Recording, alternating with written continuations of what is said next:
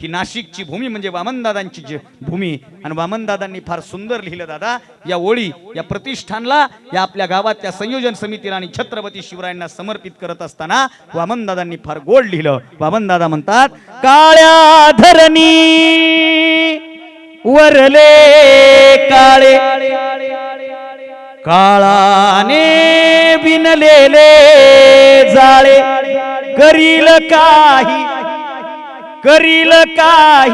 काळे आता काळ्या करणी सवे तुफानातले दिवे आम्ही हो तुफानातले दिवे तुफानातले दिवे आम्ही हो तुफानातले दिवे. आणि दिवा लावायचाय तर तुफानात लावावा, दिवा लावायचाय तर वादळ वाऱ्यात लावावा. तुळशी वृंदावनामध्ये दिवा लावला जातो. दिव्या दिव्या दीपककार कानी कुंडल मोतीहार शुभम करोती कल्याणम म्हटलं जातं. दिवा पेटतो, दिव्याचा उजेड होत नाही, दिवळी काळी झाल्याशिवाय राहत नाही. देवघरात दिवा लावणं सोपं आहे माय, पण ऊन वादळ वाऱ्याच्या विरोधात दिवा लावणं अत्यंत कठीण आहे. आणि या महाराष्ट्राच्या उरावर आदिलशाही नावाचं तुफान, निजामशाही नावाचं तुफान, मुघलशाही नावाचं तुफान जेव्हा थैया थैया नाचत होतं ना, तेव्हा त्या तुफानाच्या विरोधामध्ये 19 फेब्रुवारी 1630 मा जिजाऊंच्या पोटी एक दिवा लागला, ज्या दिव्यानं तुमचं माझं आयुष्य प्रकाशमान केलं. त्या दिव्याचं नाव आहे छत्रपती शिवाजी महाराज. जर शिवाजी महाराज नसते ना, जर शिवाजी महाराज नसते ना, तर आपण असतो का, हा सगळ्यात मोठा प्रश्न मला तुमच्या समोर ठेवायचा आहे. अरे आपल्या सगळ्यांना माहिती आहे छत्रपती शिवाजी महाराज म्हणजे काय साधं व्यक्तिमत्व नाही. छत्रपती शिवाजी महाराजांचं चरित्र जगातलं एकमेव चरित्र आहे बाबा, जे चरित्र एकदा वाचून पोट भरत नाही, जे चरित्र एकदा वाचून समजत नाही, जे चरित्र वेगळ्या वेगळ्या पद्धतीनं जेव्हा जेव्हा वाचाल ना, तेव्हा तेव्हा एक वेगळा पॉइंट आपल्याला देऊन जातं. माझ्या गाडीमध्ये एके दिवशी शिवचरित्राचं एक पुस्तक वाचत होतो आणि पुस्तक वाचता वाचता 1 दिवस वाचलं, 2 दिवस वाचलं, 3 दिवस वाचलं. मागचा महिना 1.5 महिना मी ते एकच पुस्तक वाचत होतो. पुस्तक 4दा वाचून झालं तरी मी ते पुस्तक वाचतच होतो. आणि माझा ड्रायव्हर म्हणला, दादा एकच पुस्तक 4दा वाचायला तुझं काय स्मृती गेली का, काय का लक्षात राही नाही. आणि त्याला मी उत्तर दिलं होतं, जे चरित्र एकदा वाचून समजत नाही आणि जे चरित्र प्रत्येक वेळी वेगळा पॉइंट देऊन जातं ना, ते जगातलं एकमेव चरित्र म्हणजे छत्रपती शिवाजी महाराजांचं चरित्र. काय चरित्राचं वैशिष्ट्य, शिवाजी, शी म्हणजे शिकण्यासाठी, वा म्हणजे वाचण्यासाठी आणि जी म्हणजे जीवन जगण्यासाठी. जीवन जगण्यासाठी वाचून जे शिकवतं ना, ते एकमेव चरित्र छत्रपती शिवरायांचं चरित्र. काय वेगळेपण आहे छत्रपती शिवरायांच्या चरित्राचं. कशामुळे छत्रपती शिवरायांचं चरित्र वाचायचं, का छत्रपती शिवरायांच्या चरित्राचा जागर आजही होतो, का छत्रपती शिवाजी महाराजांच्या चरित्राबद्दल आजही आनंद होतो. माफ करा मला, कितीतरी मूर्ख लोकांनी छत्रपती शिवरायांच्या चरित्राला वेगवेगळे भूमिका देण्याचा प्रयत्न केला, दिला का नाही. त्या महाराष्ट्राच्या मातीमध्ये तर कुणी उठतं काही बोलून जातं. आज ते KL खान नावाची कोणतरी अवलाद बोलून गेली काय तर छत्रपती संभाजीराजेंबद्दल. सकाळपासून ABP माझा, TV9 सगळ्या चॅनलला बातम्या सुरू आहेत, जी 24 तासला सुद्धा बातम्या सुरू आहेत. छावा नावाच्या चित्रपटावर प्रतिक्रिया देत असताना ती दलिंदर अवलाद काहीतरी छत्रपती शिवाजी महाराजांबद्दल, छत्रपती संभाजी महाराजांबद्दल बोलून गेली. विकिपीडियावरनं ते सगळं हटवण्यात आलं. नेमकं ती पोस्ट काय होती ती मला सांगता येणार नाही, पण ती बोलली ना, बरळली ना, सोडा ना. मागच्या महिन्यामध्ये एक अवलाद बोलून गेली, सगळ्यांना माहिती आहे, नाव घ्यायची गरज नाही, पण सगळ्यांना लक्षात येईल. एक टकलं बोललं,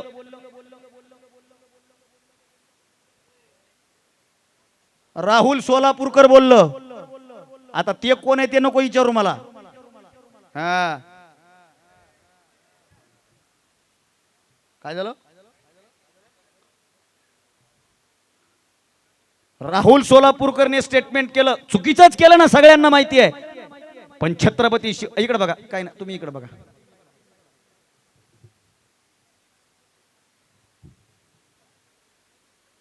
हा माणसाचा स्वभाव आहे. समोर काय चालू आहे याच्यात इंटरेस्ट नाही, बाजूला काय चालू आहे. माझ्याकडे बघा दादा, राहुल सोलापूरकरांनी स्टेटमेंट दिलं, पुन्हा माफी मागितली, सोडाव, पण का बोलायचं चरित्राबद्दल. अरे जे चरित्र माझ्यासारख्या पोराला एकदा वाचून समजत नाही, जे चरित्र वाचून मन भरत नाही, पोट भरत नाही, नेहमी वाचावं वाटतं, ते प्रेरणा देणारं चरित्र आहे ना. का चरित्राचा जागर होतो? इकडे बघा, मला काय सांगायचंय. चरित्राचा त्याच जागर होत असतो जे चरित्र आचरणानं शुद्ध असतं, जे चरित्र लोकांना प्रेरणा देणारं असतं ना, त्याच चरित्राचा नेहमी जागर होत असतो. आणि 395 वर्ष झालं आपल्या नगरीमध्ये, तो आपल्या या भारतामध्ये जागर होतोय. सगळ्यांना माहिती आहे छत्रपती शिवरायांनी काय केलं काय नाही. मला जे सांगायचे ते वेगळ्या पद्धतीनं सांगायचे, वेळ कमी, मला बोलायचे जास्त. दादा ऐका, छत्रपती शिवाजी महाराजांचा जन्म झाला. छत्रपती शिवराय लहानाचे मोठे झाले. मासाहेब जिजाऊंनी छत्रपती शिवरायांना संस्कार दिले. सगळ्यांना माहिती आहे. जिजाऊंची भूमिका सुद्धा समजून घेणं काळाची गरज आहे. आई, तुम्ही या जयंतीत आलात ना, तुमच्या चरणावर मी साष्टांग प्रणिपात करतो. कारण शिवजयंतीकडे महिलांनी येणं हे त्यांचं पहिलं कर्तव्य आहे, ते तुम्ही पार पाडलं. याबद्दल तुमचे मी मनातून आभार मानतोय. उद्याचा दिवस सुद्धा असाच आनंदानं करा. आई, उद्या घरामध्ये गोडधोड खायला करा बरं. दारामध्ये रांगोळी काढा. उद्या घरावर भगवा झेंडा फडकवा. प्रत्येकीच्या दारामध्ये रांगोळ असली पाहिजे. प्रत्येकीच्या घरामध्ये पुरणपोळीचा स्वयंपाक असला पाहिजे. सणावाराला आम्ही गोडधोड करतो ना, पण ते सणावाराला नाही केलं तरी हरकत नाही, पण उद्या प्रत्येकीनं गोडधोड केलं पाहिजे. का सांगू? कारण आपल्या घरामध्ये जे काही सण उत्सव होतात ना, ते फक्त माझ्या राजामुळे होतात ना, तर मग राजाच्या जयंतीलाही आपण घरात गोडधोड केलं पाहिजे. हे वर्तमानाची गरज आहे. चला पुढं. जिजाऊ नसत्या तर शिवाजी महाराज घडले नसते, सगळ्यांना माहिती आहे. छत्रपती शिवरायांच्या इतिहासातलं एक वाक्य आहे, हे हिंदवी स्वराज्य व्हावे ही श्रींची इच्छा. वाक्य आम्हाला आवडतं. वाक्य आमच्या मनात आहे. वाक्य आमच्या मोबाईलमध्ये आहे. वाक्य आमच्या कानात आहे. वाक्याचं आमच्या टी शर्ट आहे. वाक्यावर सगळ्या सगळ्या सगळ्या सगळ्या इकडं इकडं इकडं वाक्यामध्ये सगळं सगळं सगळं आहे. पण त्या वाक्यामधला एक अर्धवटपणा आहे. तो अर्धवटपणा मला पूर्ण करायचा आहे. छत्रपती शिवाजी महाराजांचा जन्म झाला नाही. छत्रपती शिवाजी महाराजांचा आणखीन जन्म सुद्धा झाला नाही. त्याच्या अगोदर छत्रपती शिवाजी महाराजांची आई म्हणजे मासाहेब जिजाऊ, बुलढाणा जिल्हा, सिंदखेड राजा लखोजी जाधवांचं घराणं. आणि लखोजी जाधवांच्या घराण्यात जन्म झालेल्या जिजाऊ लग्न करून संभाजीनगर जिल्ह्याच्या जवळ वेरूळ नावाचं कृष्णेश्वराचं मंदिर आहे, त्या वेरूळला नांदायला आल्या. दोघांचा संसार सुखाचा सुरू होता. जिजामाता रोज आपली विधी पाठपत होत्या. कृष्णेश्वराचं जाऊन दर्शन करत होत्या. शिवाजी महाराजांचे वडील शहाजीराजे स्वारीवर गेले होते आणि स्वारीवर शहाजीराजे परत आले. शहाजीराजेंचा चेहरा पडलेला आहे आणि शहाजीराजेंना जिजाऊंनी विचारलं काय झालं, आणि शहाजीराजेंनी जिजामातेला दिलं उत्तर आहे. शहाजीराजे जिजामाताला म्हणतात, जिजा, आता आमचं इथं मन रमत नाही. आम्ही आमच्याच महाराष्ट्रात गुलाम म्हणून जगतोय. आम्ही दुसऱ्याची चाकरी करतोय. आम्ही आमच्याच लोकांच्या विरोधात तलवारी घेऊन उभे आहोत. आम्ही रक्तस्त्राव वाहतोय. इथं रक्त सांडतंय. इथं युद्ध होत आहे, पण रक्त सांडणारं पण आमचंच आहे आणि सांडवला जाणारा पण आमचाच आहे. हे काही आम्हाला पटत नाही. शहाजीराजे दुसऱ्या दिवशी निघून जातात. जिजाऊ मात्र अस्वस्थ होतात. आई आणि जिजाऊ पाहतात तर जिजाऊंच्या लक्षात येते खरी गोष्ट आहे. भोसलेच भोसल्यांच्या विरोधामध्ये उभी आहेत. आपलीच लोक आपल्याच लोकांचं रक्त सांडतायत. त्यापेक्षा हे आपली सगळी लोक एकत्रित आली आणि रक्त सांडलं ना, तर सांडलेल्या रक्ताला किंमत प्राप्त होईल. शिवाजी महाराज जन्माला यायच्या अगोदर हे हिंदवी स्वराज्य व्हावं ही मातोश्रींची इच्छा आहे आणि ती मातोश्रींची इच्छा श्री छत्रपती शिवाजी महाराजांनी पूर्ण केली. हा महाराष्ट्राचा इतिहास आहे. याच्यावर पुन्हा पुढे येईल. काय केलं शिवरायांनी? माता जिजाऊ छत्रपती शिवरायांना पुण्यात घेऊन गेल्या. पुण्यामध्ये गाढवाचा नांगर फिरला होता, तिथंच प्रतिकात्मक स्वरूपात सोन्याचा नांगर फिरवला. सुडूधारी स्वराज्याची घोडदौड. जिजामातेनं छत्रपती शिवरायांना धडे दिले. आई काय धडे दिले? छत्रपती शिवरायांच्या युद्धनीतीमध्ये महत्वाच्या काही गोष्टी लहानपणी शिकले शिवराय. काय शिकले? कधी या डोंगरावर चढायचं, कधी त्या दरीमध्ये उतरायचं, कधी या पहाडामध्ये जायचं, कधी त्या घाटातून वर यायचं, कधी या घाटात, कधी त्या घाटात, कधी या डोंगरावर, कधी त्या डोंगरावर, कधी या दरीत, कधी त्या खारीत. दिवस रात्र शिवाजी महाराज हेच करतायत. आणि एके दिवशी थकलेले शिवाजी महाराज जिजामातेला विचारतात, जिजामाता, आम्ही हे काय शिकतोय? आम्हाला वाटलं हातात तलवार येईल, आम्हाला वाटलं हातामध्ये काहीतरी शस्त्र येईल, पण कधी या डोंगरावर, कधी त्या डोंगरावर, कधी या दरीत, कधी त्या दरीत, कधी या खारीत, कधी त्या खोऱ्यात आम्ही हेच करतोय. हे किती दिवस चालणार? आणि मासाहेब जिजाऊंनी, तुम्ही हे सह्याद्रीच्या पर्वतरांगामध्ये राहणारी लोक आहात, त्या पर्वतरांगामध्ये राहून बोलत असताना मला आनंद होतोय. मासाहेब जिजाऊंनी शिवरायांना काय सांगितलं माहितीये? शिवबा, आताच या सगळ्या सगळ्या सगळ्या सह्याद्री सोबत ओळख करून घ्या. आताच हा सह्याद्री पालता घालून घ्या. दऱ्या दोऱ्या खारे खोरे सगळं पाठ करून घ्या. का? कारण उद्या जेव्हा दुश्मन तुमच्यावर हल्ला करेल ना, तेव्हा तुमच्या रक्षणासाठी हाच सह्याद्री पुढे आल्याशिवाय राहणार नाही. आणि इतिहास वाचा. जेव्हा जेव्हा शिवरायांवर संकट आलं, माझ्या शिवरायांचं रक्षण इथल्या सह्याद्रीच्या कडे कपाऱ्यांनी केलं. माणसांनी तर केलंच, पण निर्जीव सह्याद्रीने सुद्धा. म्हणून शिवरायांचं वर्णन करत असताना दुश्मन म्हणायचे, सह्याद्री का शेर शिवा, सह्याद्री का शेर शिवा. उगच नाहीत म्हणायचे. झाली घोडदौड सुरू. स्वराज्याचं पहिलं तोरण बांधलाय. ऐका, मला सगळं सांगायला वेळ नाही. जेवढाला स्पर्श करता येईल तेवढा करेल. वयाच्या 16व्या वर्षी स्वराज्याचं पहिलं तोरण बांधलं. तोरणा किल्ला ताब्यामध्ये घेतला आणि जिजाऊंनी खरं स्वराज्य वाढवलं. आणि ही जबाबदारी तुमच्यावर आहे. पुढची पिढी जर चांगली घडवायची असेल ना तर अगोदर जिजाऊ सक्षम असली पाहिजे, तेव्हा शिवाजीराजे जन्माला येत असतात. शिवाजीराजे नुसते जन्माला येत नसतात, तर जन्माला आलेला प्रत्येक माणूस शिवाजी संस्कारानं घडवता येतो. हे मासाहेब जिजाऊंनी तुम्हाला आम्हाला दाखवून दिलंय. म्हणून ऐका, शांता शेळकेंच्या त्या ओळी आहेत. शांता शेळके म्हणतात, अभिमानाने सांगत असते बाई आहे आणि युगकर्त्या त्या शिवबाची मी आई आहे. अभिमानाने सांगत असते बाई आहे, युगकर्त्या त्या शिवबाची मी आई आहे. म्हणून जिजाऊंना फार मोठं स्थान आहे. आणि तुम्ही इकडे जयंतीकडे आलात ना, म्हणून मला हे सांग नाही काय केलं जिजाऊंनी. तोरणा किल्ला ताब्यात घेतला, महाराज पुण्यामध्ये वापस गेले आणि महाराजांना जिजाऊंनी सांगितलं तुम्ही वापस जा, काही हरकत नाही, मी आता या परिसरात फिरणार आहे. आणि मासाहेब जिजाऊ सगळ्या परिसरात फिरल्या आणि काय केलं, गावागावामध्ये बैठकी घेतल्या. म्हणजे बचत गटाची बैठक असेल ना गावात, गावात बचत गट आहे का नाही, बैठकी. आता सांगा ना, मी काय तुम्हाला काय कर्ज मागायलो का काय, मोकळं बोला, काय अडचण नाही. महिलांनी ठरवलं की क्रांती होते बरं का, महिलांनी ठरवलं तर घरात क्रांती होते, फक्त महिलांनी ठरवलं पाहिजे. आणि तुम्ही एकत्र येता. आता तुमच्याकडे ते मागच्या महिन्यातला सण झाला का, संक्रांत झाली काय, सांगा मला, ह्यांना विचारू का, मोकळं सांगा, झाली ना संक्रांत. मग तुमच्याकडे ते हळदी कुंकाला जातात का एकमेकाच्या घरी, जातात ना, गेलात का मग, काय काय गोळा केलं सांगा बरं, सांगा सांगा पटकन सांगा, काय काय गोळा केलं. मी सांगतो तुमच्या घरात नाही येता तुम्ही काय काय आणलंय ते. कंगवे, फण्या, कुकाचे करंडे, बारक्या बारक्या वाट्या, शॅम्पूच्या पुड्या, पातळ ट्रे, एवढूशी प्लेट, बरोबर आहे का नाही, एखादा दिवा, चाळण्या, एवढंच आणलंय नाही. आई मी तुमचं पोरग आहे म्हणून सांगू का, बदल छोट्या गोष्टीने होत असतो. मी माझ्या घरात बदल केला. तो काय बदल केला माहितीये, मागच्या 2 वर्षापूर्वी माझ्या लक्षात आलं की या वस्तू काही उपयोगाला येत नाहीत. मी मागच्या 2 वर्षापासून, मी 2 वर्षापूर्वी माझ्या घरी हळदी कुंकाला आलेल्या प्रत्येक स्त्रीला एक गाथा भेट दिली. अशा मी 1,500 गाथा वाटल्या महाराज.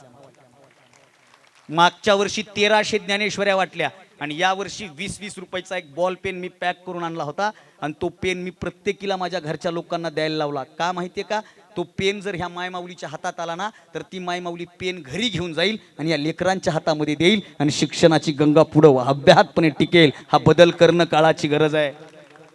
आणि हे मला कधी सुचलं माहिती का, 2 वर्षापूर्वी माझ्याच घरात 38 चाळण्या आल्या. मला भाषण बंद करून हॉटेल टाका वाटू लागलं. 38 चाळण्या वापरा कुठं बरं. शॅम्पू सगळ्या कंपनीचे येतात, सगळ्या वेगवेगळ्या कंपनीचे शॅम्पू. ही लावती शिका काही, तेच आलं नाही. मग तो शॅम्पू जातो कुठं, अहो तो म्हणला का हो, ह्या घ्या ना शॅम्पू. त्यानं घेतला, केस धुतले. पहिल्या दिवशी होता क्लिनिक प्लस, दुसऱ्या दिवशी हा परत आंघोळीला गेला. ही म्हणली अहो, तो म्हणला का हो, धरा ना शॅम्पू. त्यानं शॅम्पू हातात घेतला, अरे बापरे, हेड अँड शोल्डर. तिसऱ्या दिवशी ती म्हणली अहो, हा म्हणला का हो, धरा शॅम्पू. तिसरा दिवस डव. रोज वेगवेगळे शॅम्पू वापरून वापरून वापरून वापरून वापरून वापरून मला सांगायची गरज. आई मी तुमचं पोरग म्हणून सांगतो, पुढच्या वर्षीच्या मकर संक्रांतीच्या सणाला चहा गाळणारी चाळणी आणि केस विंचरणारा कंगवा देण्यापेक्षा मेंदू स्वच्छ होईल आणि आयुष्याची चाळणी होणार नाही असं एक पुस्तक, एखादं 10 रुपयाचं रजिस्टर, एखादा 10 रुपयाचा पेन, एखादी 10 रुपयाची वही जर तुम्हाला एकमेकीला देता आली ना तर ती जरूर द्या. कारण यांची शिक्षणाची व्यवस्था तरी होईल. वर्तमानामध्ये त्याची जास्त गरज आहे दादा. हे परिवर्तन होऊ शकतं. मासाहेब जिजाऊंनी ते करून दाखवलं. काय केलं जिजाऊंनी, गावागावात जाऊन बैठका घेतल्या आणि सांगितलं माझं पोरग तुमच्यासाठी लढतंय, माझ्या पोरानं तुमच्यासाठी स्वराज्य निर्माण करायचं ठरवलंय. अरे वेगवेगळ्या राजांनी स्वतःचं शासन निर्माण केलं. आदिलशहा आला, त्यानं आदिलशाही निर्माण केली. निजामशहा आला, त्यानं निजामशाही तयार केली. कुतुबशहा आला, त्यानं कुतुबशाही नाव दिलं. पण या जगातला पहिला राजा आहे ज्या राजानं आल्याच्या नंतर स्वतःच्या नावानं शाही शासन निर्माण केलं नाही, तर माझ्या राजानं नाव दिलं स्वराज्य. जे प्रत्येकाचं आहे ना ते स्वराज्य, ते छत्रपती शिवरायांचं स्वराज्य होतं. साधी गोष्ट नाही. तुम्हाला सोपं वाटतं का? आणि का जिजाऊंबद्दल बोललो, का तुमच्याबद्दल बोललो, तुम्ही जयंतीकडे का आलं पाहिजे, या कौतुक आहे मला या प्रतिष्ठानचं की तुमच्या जयंतीमध्ये लहाने मुलं आहेत, तुमच्या जयंतीमध्ये तरुण पोरं आहेत, तुमच्या कार्यक्रमामध्ये वयोवृद्ध माणसं आहेत आणि तुमच्या कार्यक्रमात महिलांची उपस्थिती आहे ना, तुमची जयंती यशस्वी झालेली आहे. नाहीतर मधल्या काळात 2 टप्पे पडले होते बुवा, 2 टप्पे. आता मी कीर्तनकार आहे, वाटत नाही पण हाय. लोकाला कीर्तनकार म्हणले की 3 गोष्टी फिट झाल्यात. कीर्तनकार म्हणले की त्याची भली मोठी गाडी, बपक्याची बपक्या बॉडी, लांबलचक दाढी. आपल्याकडे गाडी आता घेतली, बॉडी तुमच्या समोर उभी, दाढी आता वाढवायला लागलोय कारण सध्या दाढीवाल्याचा जमाना आहे. आपण सांगू आपल्याकडे बॉडी नाही, दाढी नाही, आपली काडीवर माडी आहे, पण रोज खेडोपाडी जाऊन समाज प्रबोधन करत फिरतोय रोज. मग आमची चर्चा झाली 1 फेब्रुवारी ते 28 फेब्रुवारी पर्यंत मला 39 कार्यक्रम आहेत. रोज 2-3, उद्या 4 ठिकाणी बोलायचे. उद्या 19 फेब्रुवारीला 4 ठिकाणी आणि 2-2, अडीच तास मी बोलतो. का बोलतो पुढे सांगेल. काय वेगळेपण आहे इथं हे आले त्यांचं सांगतोय मी. नाही तर मधल्या काळात एक सूर आलता, काय म्हातारे कोतारे जयंतीकडे जात नव्हते आणि पोरं सोरं सप्त्याकडं. एखाद्या म्हाताऱ्याला जर म्हणलं ना जयंतीकडे चल, नग बाबा नग. डीजेच्या तालावर आपल्या छातीत कळ निघाली तर आपल्यालाही कळायची नाही, लोकालाही कळायची नाही. पुढच्या वर्षी महाराजाची जयंती ना आपली पुण्यतिथी एकाच मंडपात व्हायची. म्हातारे इकडे येत नव्हते. पोरायली जर म्हणलं ना सप्त्याकडे चला, डंगऱ्या डुंगऱ्याने टाळ कुटावं, आपलं काय वय आहे का. अरे पण वारकरी आहे म्हणून सांगतो, छत्रपती शिवरायांच्या स्वराज्याला सगळ्यात मोठा आधार वारकरी संप्रदायाने दिलाय. वारकरी संप्रदायाने दिलाय. एका इतिहासकाराला प्रश्न पडलाय, तो इतिहासकार म्हणतो अरे क्या बात है इन मराठों में, क्या बात है शिवाजी राजा में. इतिहास का कौन सा भी पन्ना निकालो, इतिहास की कौन सी भी लड़ाई निकालो, हर वक्त हर लड़ाई में ये मराठे कभी झुके नहीं है, ये मराठे कभी पीछे हटे नहीं है, न ये मराठे कभी भाग कर चले गए हैं. एक ही लड़ाई में ऐसा हो रहा था. कब? जब तानाजी मालूसरे निकला था कोंढाना किला जीतने के लिए. उस वक्त जब ये उसके सिवा के सैनिक पीछे हटे ना तेव्हा काय केलं सगळ्यांना माहिती आहे. दोरखंडच कापून टाकला आणि सांगितलं एक तर लढून मरा, नाही तर इथून उड्या मारून मरा. लढून मरणं पसंत केलं मावळ्यांनी, लढून मरणं. साधी गोष्ट आहे. तो म्हणतो ना जाने क्या बात थी, न हटते थे न झुकते थे न कभी बिकते थे. और इतिहास का सबसे बड़ा एक बात है कि इतिहास की कौन सी भी लड़ाई निकालो, इतिहास की कौन सी भी लड़ाई निकालो, हर वक्त हर लड़ाई में शिवा के सैनिक कम है, दुश्मन के सैनिक ज्यादा है. मगर लड़ाई के अंत में शिवा के सैनिक ने जीत हासिल की है और दुश्मन वहां से भागकर चला गया है. ऐसा क्यों होता था. शिवचरित्र ऐकायचंय ना, चमत्कार म्हणून नाही ऐकायचं.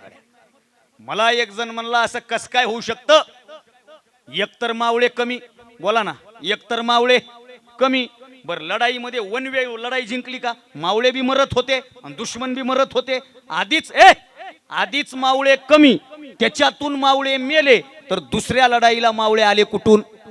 तेव्हा तर काय मेगा भरती बी नव्हती, आता बी नाही.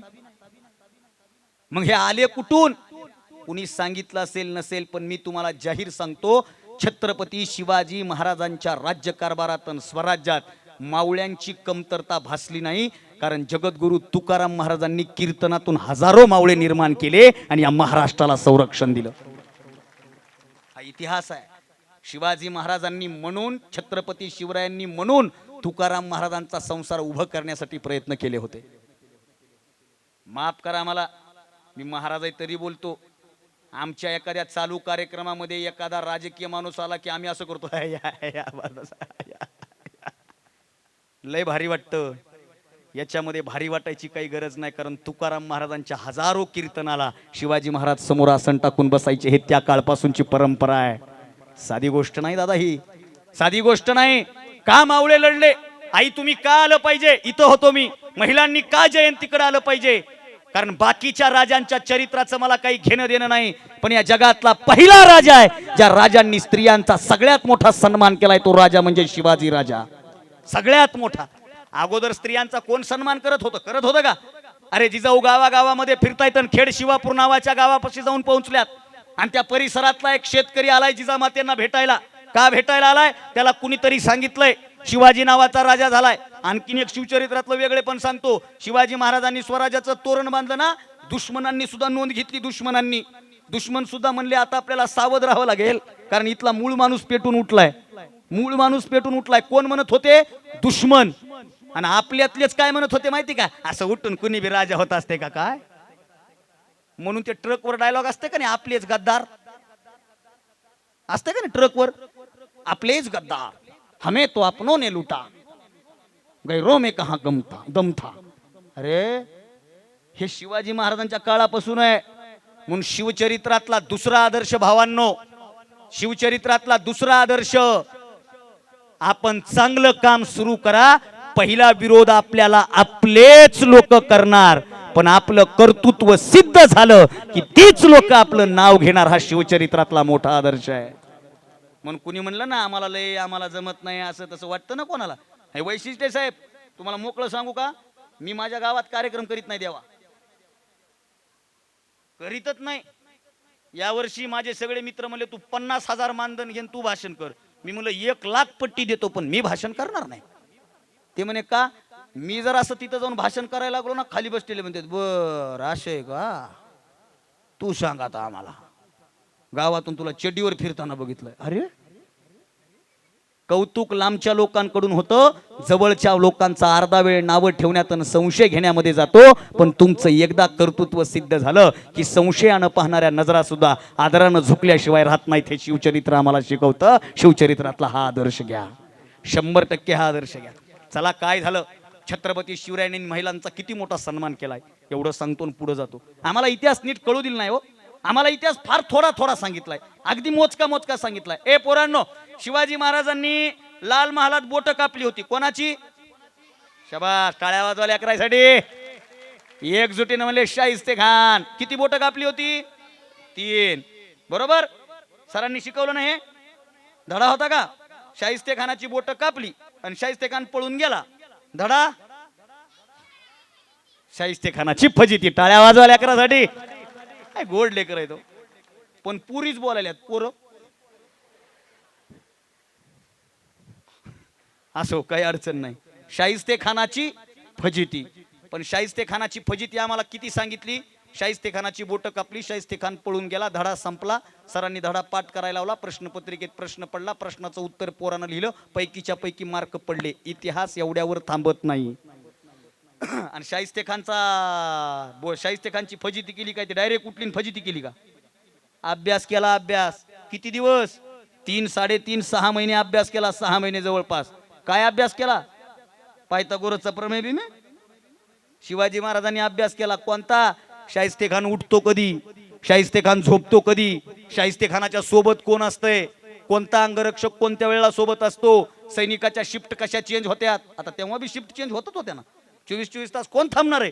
कोणता सैनिक कधी बदलतो, नगाऱ्याजवळ कोण आहे, तोपखान्याजवळ कोण आहे, दिवाबत्ती करायला कोण आहे, दारामध्ये कोण आहे, खिडकीला कोण आहे, वर कोण आहे, शाहिस्ते खानाच्या शेषग्रहाच्या बाहेर कोण आहे. सगळा अभ्यास केला महाराजांनी. आणि आणखीन सांगू का, शाहिस्ते खानाची जेव्हा फजिती केली ना, तेव्हा तो उत्सवाच्या तयारीत होता. उत्सवाच्या. कशाचा उत्सव सगळ्यांना माहिती आहे. आणि शाहिस्ते खानाचा उत्सव साजरा करायला त्याने एक स्पेशल गोष्ट मागवली होती सैनिकांसाठी. काय मागवली होती? त्या 4 राज्यातून स्पेशल कंटेनर आले होते. कशाचे? हा, कळलं तुम्हाला. आणि त्याच्या आहारी जाऊन, म्हणजे आपल्याकडे बी एखादा उत्सव करत असताना, वाढदिवसाचा जर उत्सव असला कोणाचा, आणि वाढदिवसाचा उत्सव करायला जवळच्या माणसाला खुश करायला जे हे करतंय का नाही, ते शाहिस्ते खानाच्या कुळातलंय. नाही का कळलं?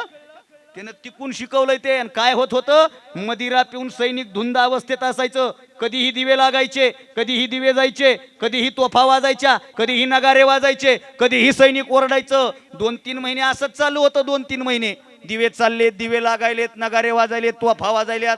एके दिवशी नगारे वाजले, तोफा वाजल्या, सगळं वाजलं, दिवे गेले. सरदार म्हणला आपल्यापैकीच एखादा असेल, काही करायची गरज नाही. आणि या गोष्टीचा फायदा घेतला महाराजांनी. महाराज लाल महालात शिरले.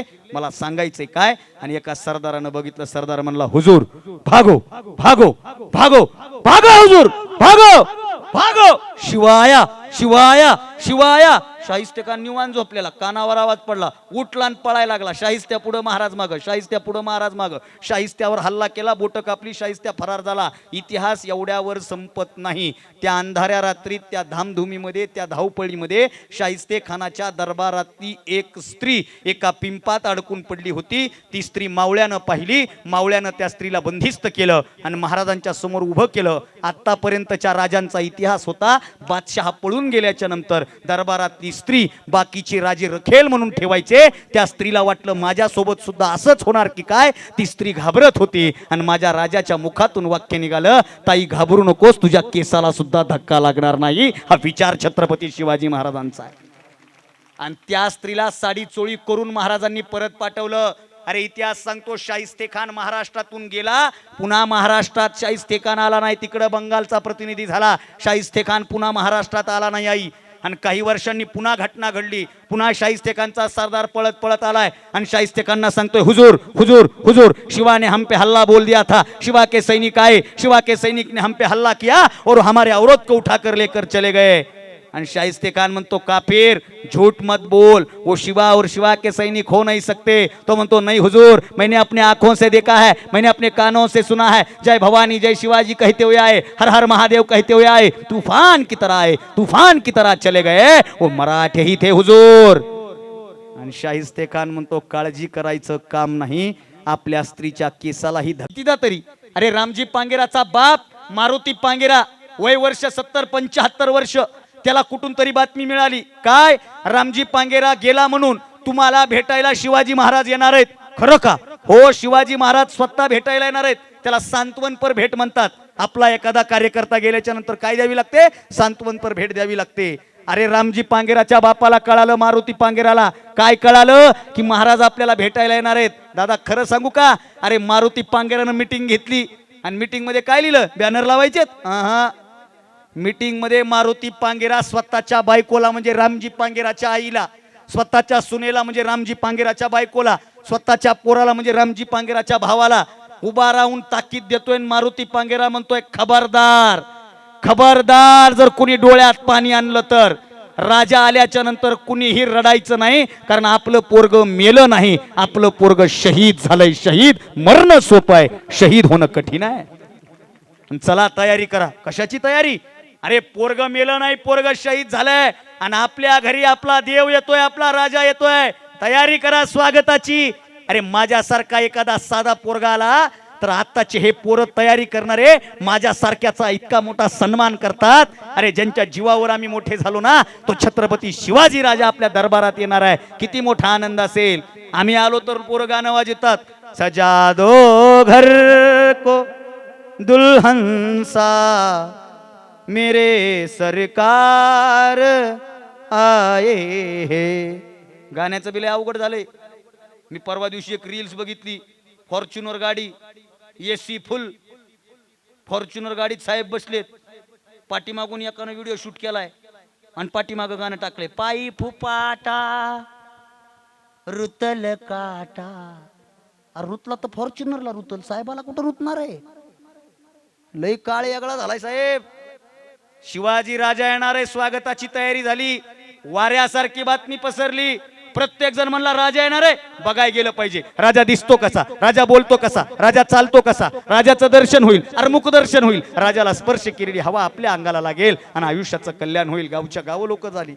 शिवाजी महाराज पालखीतून उतरले, शिवाजी राजे निघाले चलत चलत चलत रामजी पांगेराच्या वस्तीवर. समोर मारुती पांगेरा उभा आहे. मारुती पांगेरानं मुजरा केला. महाराजांच्या लक्षात आलं, हा रामजी पांगेरा सारखा दिसतोय, म्हणजे हा रामजी पांगेराचा बाप असला पाहिजे. महाराज मारुती पांगेराच्या जवळ गेले. मारुती पांगेराला कडकडून मिठी मारली रे दादा.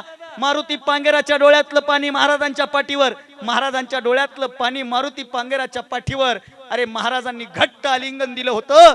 सगळीकडून फक्त रडण्याचा हुंकार येत होता. डोळ्यातलं पाणी डोळ्यातल्या डोळ्यात दाबण्याचा प्रयत्न सगळी लोक करत होती. सगळीकडं वातावरण अतिशय दुःखमय पण चैतन्यमय होतं. महाराज आले, खाली घोंगडीवर महाराज बसले. सगळ्यांच्या नजरा महाराजांकडं. महाराज मात्र सगळ्यांच्या नजरेमध्ये पाहू शकत नव्हते. महाराजांच्या डोळ्यातलं दुःख आणि लोकांच्या डोळ्यातलं दुःख महाराजांना स्पष्ट दिसत होतं. आणि एवढ्या गडबडीमध्ये महाराज बोलते झाले. काय बोलले महाराज? डोळ्यासमोर चित्र आणा, डोळ्यासमोर चित्र आणा. बसलेले महाराज रामजी पांगेराला आधार देताना म्हणतात, रामजी धाडसी होता, धाडसी होता रामजी. तुमच्या रामजी सारखे सरदार जोपर्यंत स्वराज्यात आहेत ना, तोपर्यंत स्वराज्याकडे वाईट नजरेने बघण्याची कोणाचीही हिंमत नाही. खरंच रामजी सारखा धाडसी सरदार आमचा होता, याचा आम्हाला अभिमान आहे. अहो आमचं कौतुक केलं तर आम्ही हुरळून जातो. मारुती पांगेरा म्हणतोय, ओ राजे, अहो काय बोलतायसा? माझा रामजी धाडशी नव्हता. अरे त्या रामजी पेक्षा तुम्ही किती धाडशी हायसा? अफझल खान टराटरा फाडला नव, शाहिस्त्याला पळवून लावलं नव, सुरतेची लूट केली नव, आग्र्याची सूट तर सगळ्यांना माहिती की व. तुम्ही त्या औरंगजेबाच्या दरबारात जाऊन सगळे शर्मेनं मान खाली घालत्याती आणि तुम्ही त्याच्या दरबारात जाऊन त्याचा अपमान करून आलायसा. तुम्ही काय कमी धाडसी आयसा होय? आणि ज्याचा सरदार धाडसी ना, ज्याचा मालक धाडसी ना, ज्याचा राजा धाडसी ना, त्याच्या सैनिकानं धाडसीचा असावं लागतंय. राज नंगो पुंगो असून चलत नाही. कुठून येते ही प्रेरणा? कुठून निर्माण होतं हे वाक्य? महाराजांच्या अंगावर स्फुरण चढलं. महाराजांनी मावळ्याला खुणवलं रे, आणि मावळा सोन्यानं नाण्यानं भरलेलं ताट घेऊन मारुती पांगेराच्या जवळ गेला. त्याच्यावरचं वस्त्र हटवल्या गेलं. बघितलं तर काय नाणी आहेत, मोहरा आहेत. महाराज म्हणले ही जमीन आता तुम्हाला मी देणार आहे.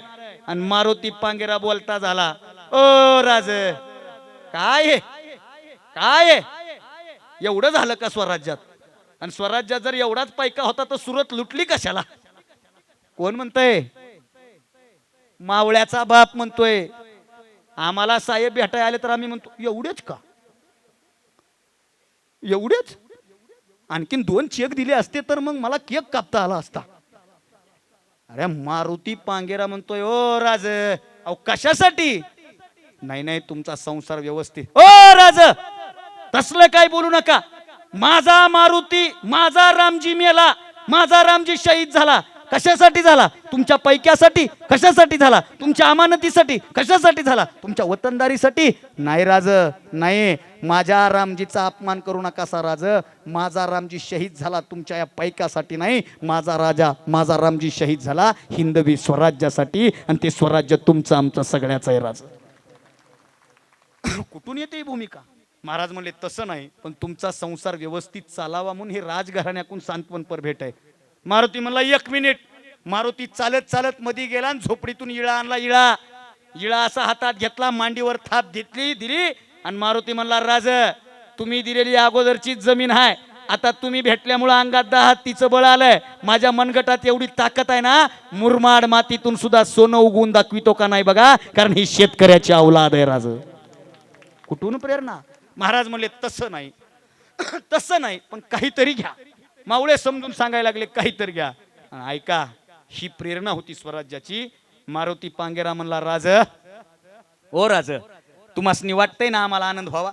तुम्हासनी वाटतंय ना तुमचं समाधान व्हावं? तुम्हासनी वाटतंय ना रामजीच्या आत्म्याला शांती लाभावी? हो, मग मी सांगतो ते द्याल का? तुम्ही सांगा काय पाहिजे. आणि मारुती पांगेरा कडाडला, ओ राज माझ्या रामजीला जर आत्म्याला शांती लाभावी वाटत असेल, तुम्हाला जर आम्ही आनंदाने राहावं वाटत असेल ना, तर एक काम करा. माझ्या रामजीला सरदार म्हणून घेतलं होतं, माझ्या रामजीला किल्लेदार केलं होतं, माझ्या रामजीवर किल्ल्याची जबाबदारी दिली होती. ह्यो रामजीचा धाकटा भाऊ इथं उभा आहे, याला बी घेऊन जा आणि स्वराज्यात सामील करून घ्या आणि युद्ध याला बी स्वराज्याच्या कामी. आम्हाला याचा सगळ्यात मोठा आनंद होईल.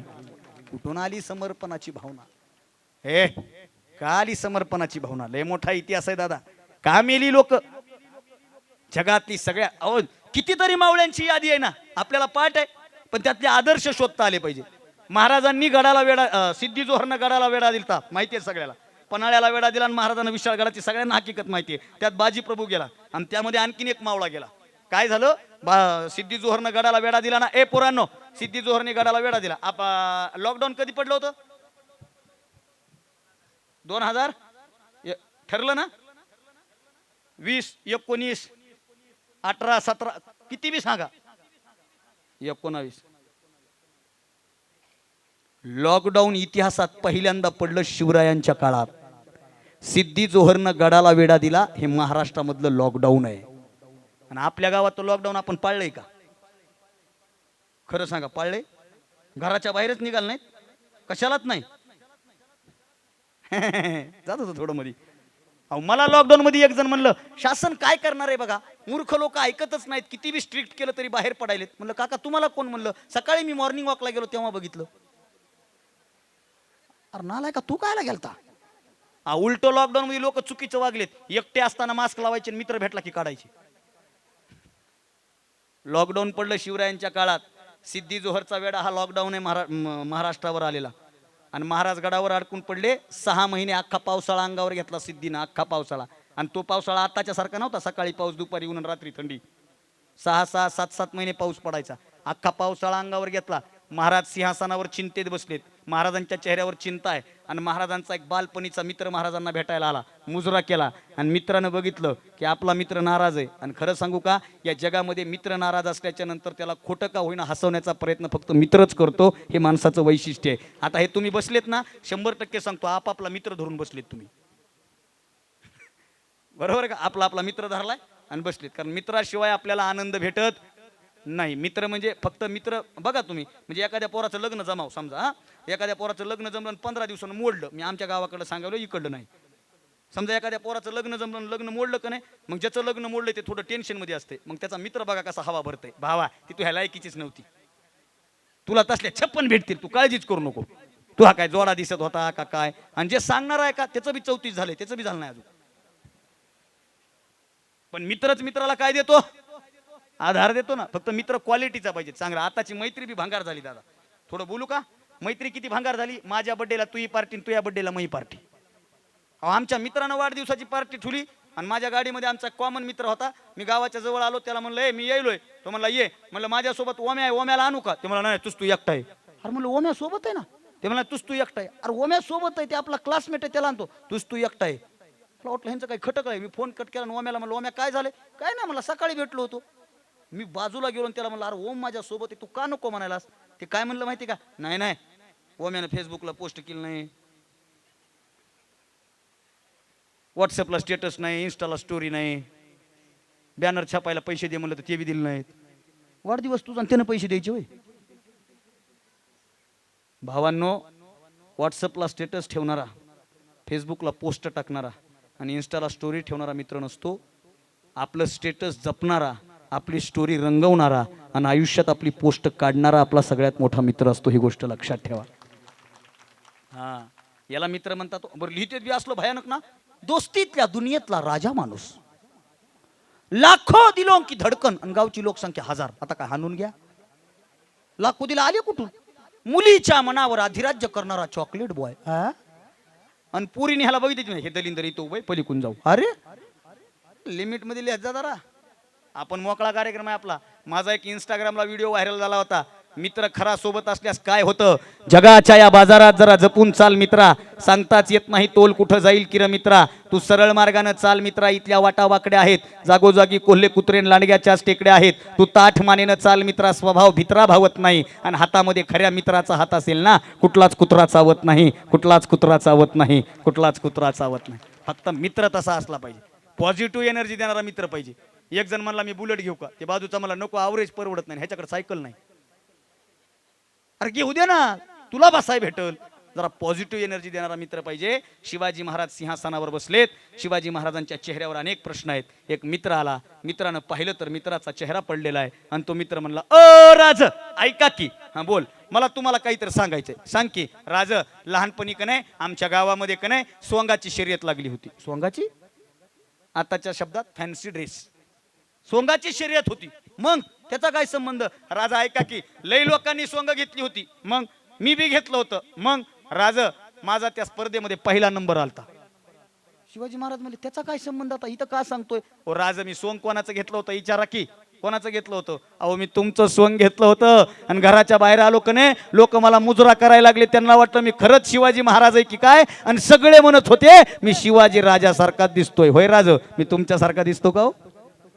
महाराज हसले आणि महाराज म्हणले नाही रे, मी तुझ्यासारखा दिसत नाही, तू माझ्यासारखा दिसत नाही, आपण दोघं एकमेकासारखे दिसतो, आपण दोघं.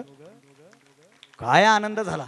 बर राज येतो, मुजरा केला, निघून गेला. संध्याकाळी अमात्यांची वगैरे सगळ्यांची बैठक बसली आणि बैठकीमध्ये ठरलं. काय ठरलं की आता सिद्धी सोबत तहाची बैठक करायची, तह करून टाकायचा. हा वेळा काय परवडत नाही, उपाशी पोटी मावळे मेले तर मोठं पातक लागल. सगळ्यांना ज्ञात विषय ठरलं. महाराज तयारी करतायत, कुठं जायची, तहाला जायची. महाराज तहाच्या बैठकीला निघाले आणि तो मित्र पुन्हा परत आला. राज मुजरा बोला. राज, तहाची बैठक होणार. हो, तह होणार. सिद्धी सोबत तहाची बैठक आजच झाली पाहिजे. हो, पण राजा ऐका, तहाच्या बैठकीला तुम्ही जाणार नाहीत, मग तुमचं सोंग घेऊन मी जाणार. मी दिसतो का नाही तुमच्यासारखा.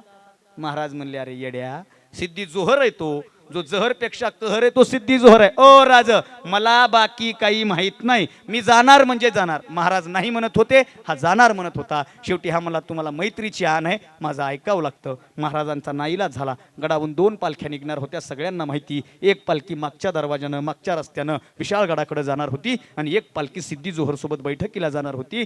जो मावळा जाणार होता ना, त्या मावळ्याचं नाव होतं शिवा काशीद, न्हावी समाजाचा तो मावळा. आणि प्रसंग डोळ्यासमोर आणा, महाराज निघाले आणि महाराजांनी कडकडून मिठी मारली. त्या अगोदर शिवा काशीदनं महाराजांचा पेहरावा अंगावर घेतला. 10 हत्तीचं बळ आलं. महाराजांनी कानातले कुंडल काढले, शिवा काशीदच्या कानात टाकले. महाराजांनी गळ्यातल्या माळी काढल्या. महाराजांनी माळ शिवरायांच्या गळ्यातली माळ शिवा काशीदच्या गळ्यात टाकली. आणि शिवाजी महाराजांच्या गळ्यात फक्त कवड्याची माळ नव्हती, हा पवित्र तुळशीची सुद्धा माळ होती बरं का.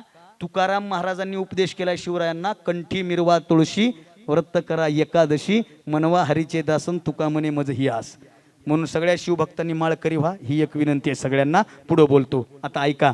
झालं, संपलं आता, माझी वेळ संपली. महाराज म्हणले, अरे नको जाऊ शिवा. महाराजांनी कानातले कुंडल काढले, त्याच्या डोळ्यात पाणी. महाराजांनी स्वतःचा टोप काढला आणि टोप शिवा काशीदच्या डोक्यावर ठेवता ठेवता महाराजांनी रोखून ठेवलेलं पाणी डोळ्यातून खाली ओसरलं, शिवा काशीदच्या हातावर पडलं. शिवा काशीदनं महाराजकडे बघितलं आणि महाराजांना बघून शिवा काशीद म्हणतोय, राज, लहानपणापासून तुमच्या सोबत आहे, कधी डोळ्यात पाणी बघितलं नाही, आज तुमच्या डोळ्यात पाणी. आणि शिवा काशीदला महाराज म्हणतात, अरे दोस्ता, मरणाच्या दारात निघालायस, परत येशील का नाही माहित नाही, शेवटची भेट आहे, नको जाऊस, मला जाऊ दे, मला जाऊ दे. आणि शिवा काशीद म्हणतो, ओ राज, ठरलं नाही एकदा, जाऊ द्या, आणि मेलो तर मरू द्या. अहो, जन्माला आलो तेव्हा शिवा काशीद म्हणून जन्माला आलोय, मरताना शिवाजी महाराज म्हणून मरणार, हे काय कमी भाग्य आहे का?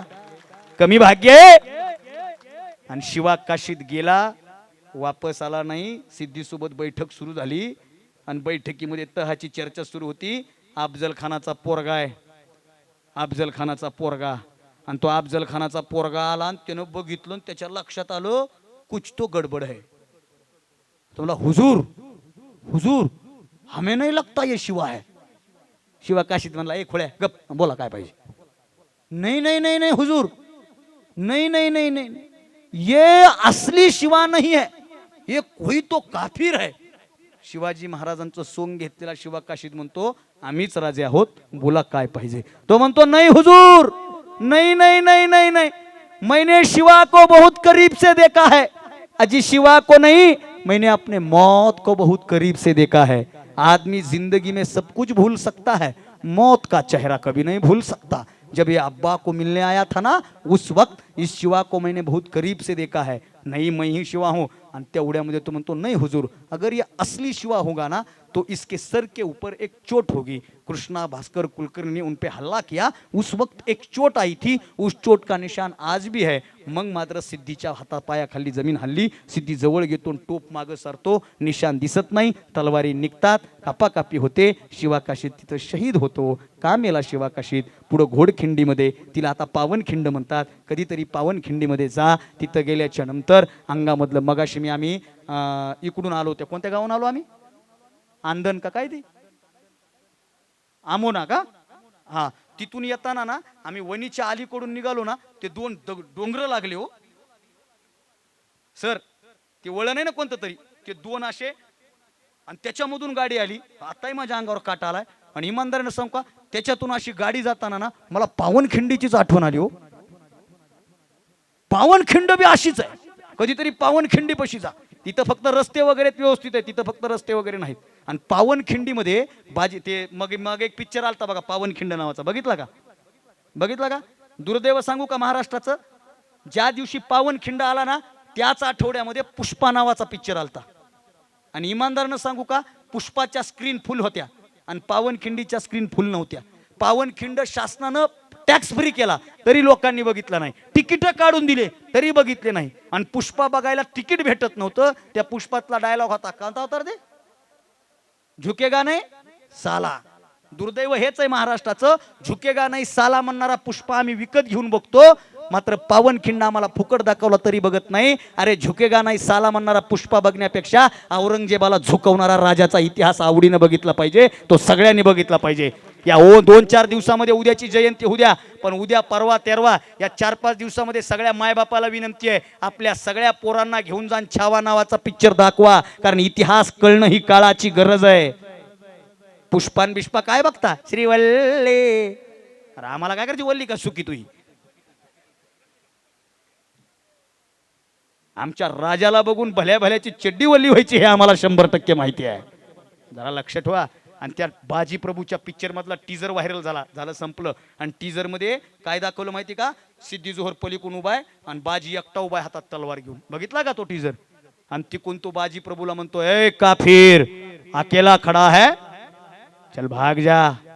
आणि बाजीच्या मुखात एकच वाक्य दिलंय, ए काफिर अकेला खडा है भाग जा. आणि बाजी म्हणतो चल हट. काय म्हणतो, चल हट. 350 वर्षांना ऐकताना अंगावर काटा येतो. 350 वर्षापूर्वी जेव्हा घोडकिंडीत हा प्रसंग घडला असेल तेव्हा त्या दगडांच्या सुद्धा अंगावर शहारा आल्याशिवाय राहणार नाही. हा महाराष्ट्राचा इतिहास आहे साहेब. ही लोक मेली, ही लोक समर्पणातून लढली. म्हणून इथं बसलेल्या सगळ्या लोकांना सांगणं, शिवजयंतीच्या निमित्तानं समर्पण करा. समर्पणानं पण आमचं सगळं वेगळं झालं.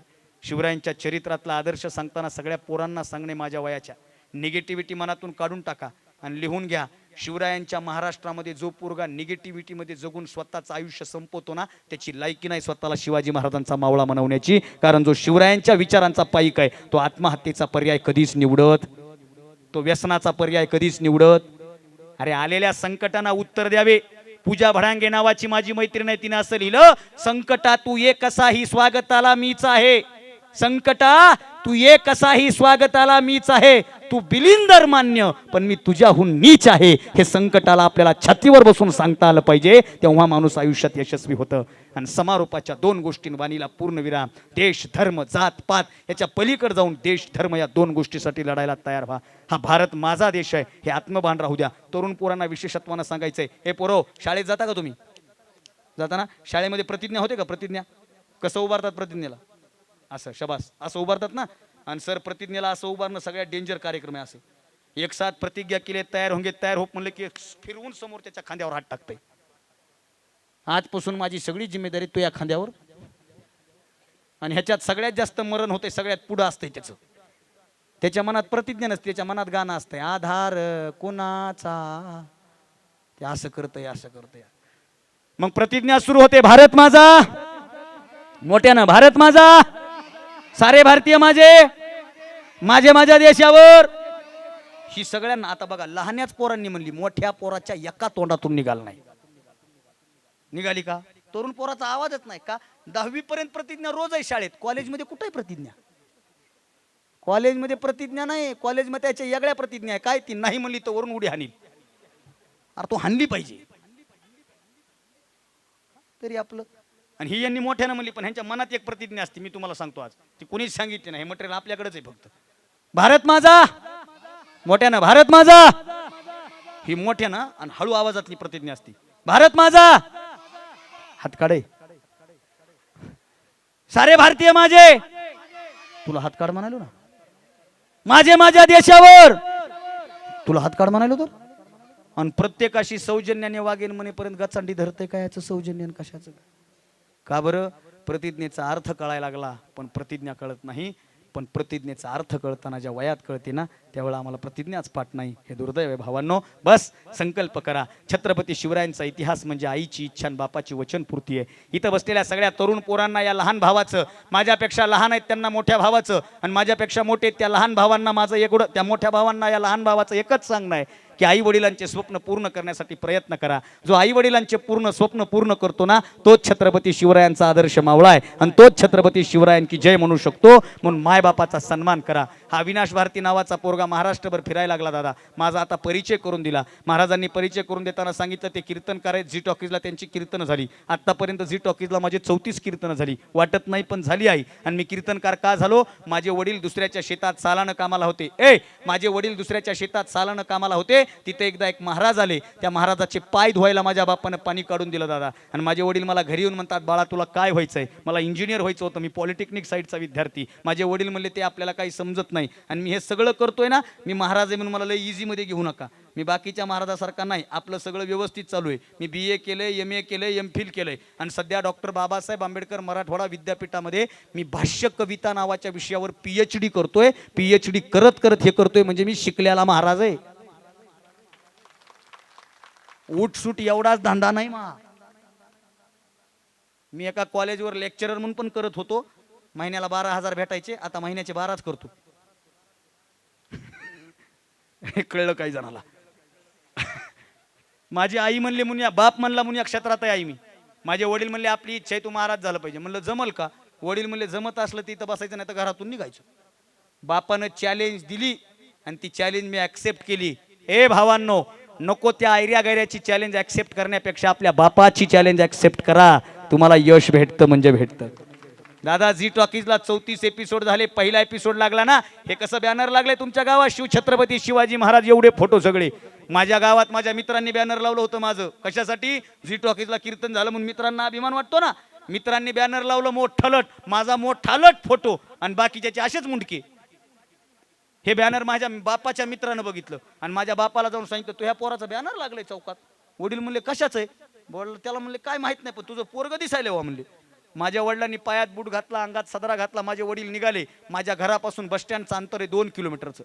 माझे वडील 2 किलोमीटर चलत गेले. 2 किलोमीटर चलत गेले. चौकात बॅनर दिसलं. अरे रे रे, एवढा आनंद ना बापाला. बाप असा बॅनर कडे तोंड करून उभा होता. एकटक बॅनर कडे बघत होता. जाणारा येणारा माणूस म्हणत होता काय बघता? बापाचा नरडा असं सुकलं होतं. बापाला शब्द फुटत नव्हते. बापाच्या डोळ्यातून पाणी वाहत होतं आणि बाप इशाऱ्यानं सांगत होता.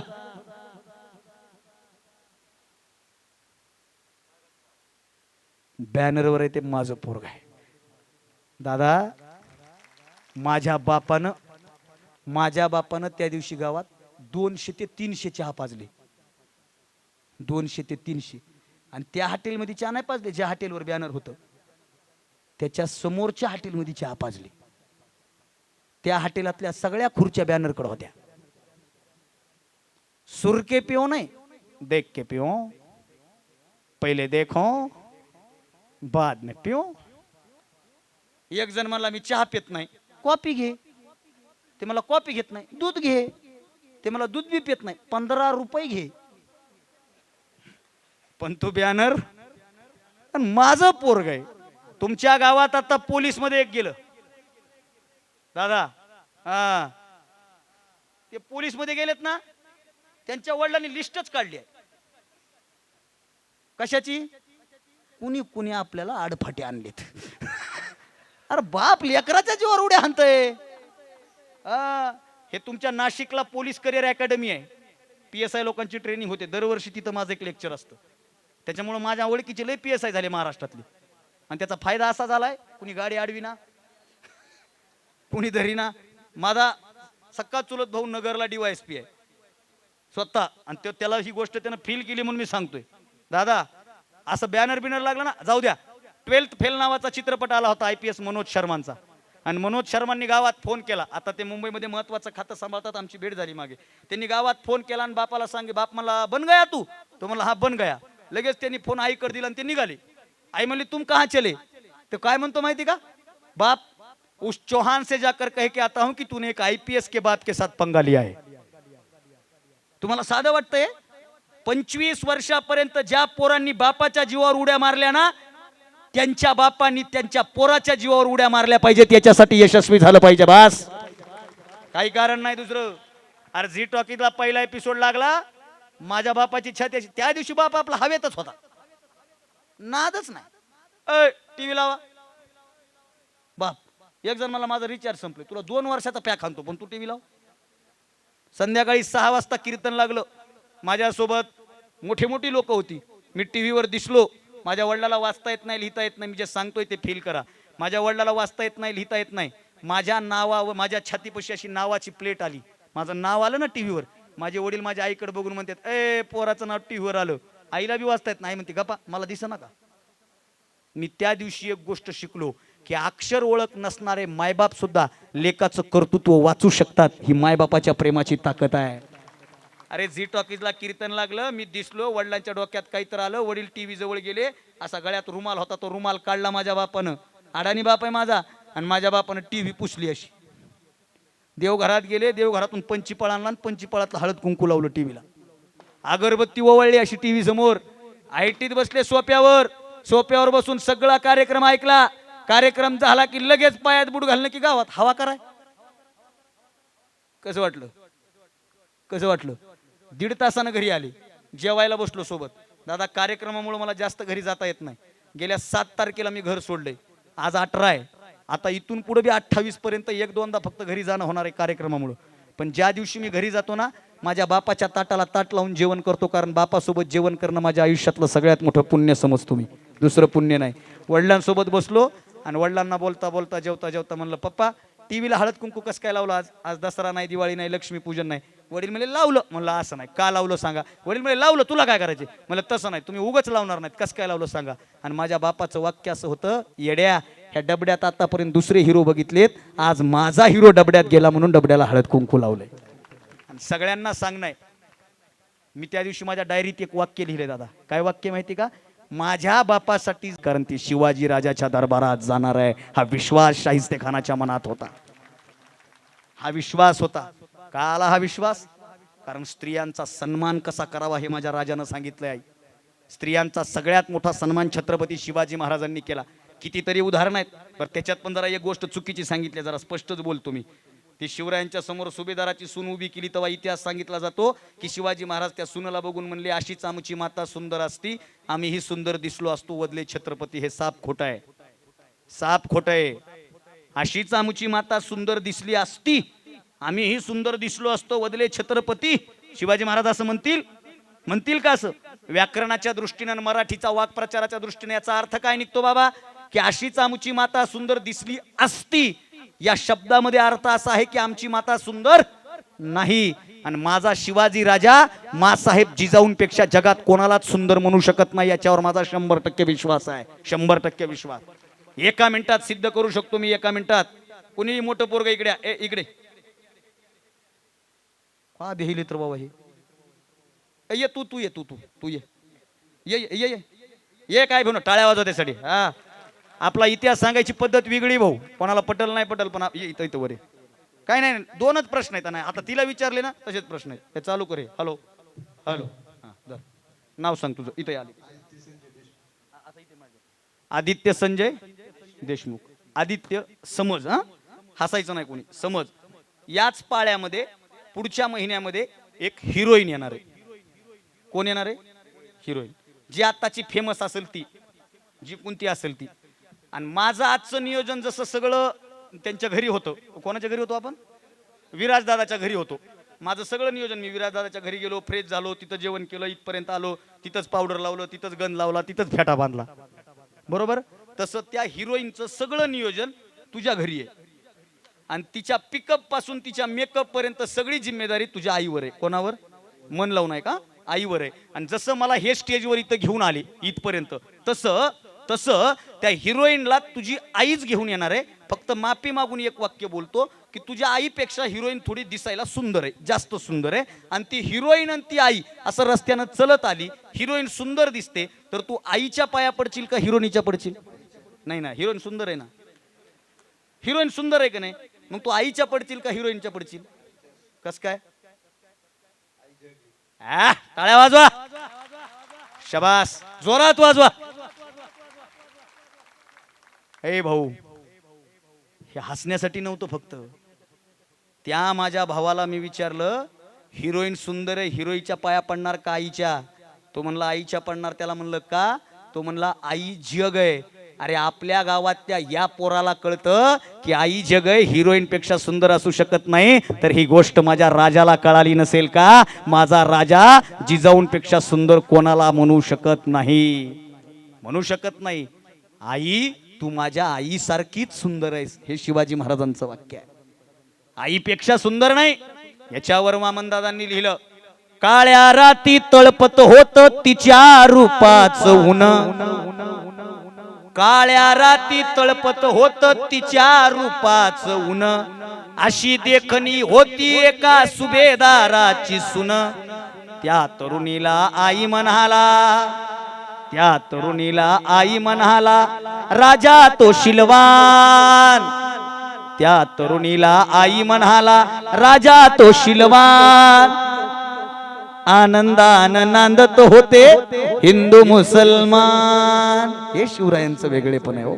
हा इतिहास वाचा ना, आम्हाला कळालंच नाही. स्त्रियांचा सन्मान म्हणजे इतिहास आहे. म्हणून ऐका भावांनो, लहान तोंडी मोठा घास घेऊन एकच वाक्य बोलतो. या शिवजयंतीच्या निमित्तानं महिलांचा सन्मान करायचा एक जरी विचार आपण आत्मसात केला ना, तर छत्रपती शिवरायांची जयंती साजरी झाली असं मी समजेन. नाही तर आमच्याकडे लोक ढोंगी झाले हो.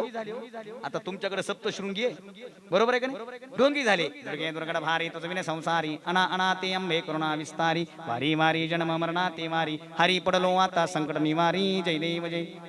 आणि घरात गेलो की बायकोला नीट बोलो ना, माईला नीट बोलो ना, बहिणीला नीट बोलो ना. एकच वाक्य सांगतो, जो माणूस सप्तशृंगीला मानतो ना, त्या प्रत्येक माणसानं घरात त्या सुद्धा स्त्रीचा तेवढाच सन्मान केला पाहिजे, कारण माझ्या राजानं हे शिकवलं. अरे जिजाऊंना विचारावं, आयाबायांनी भेटावं, जिजाऊंना विचारावं शिवरायांबद्दल काय वाटतं.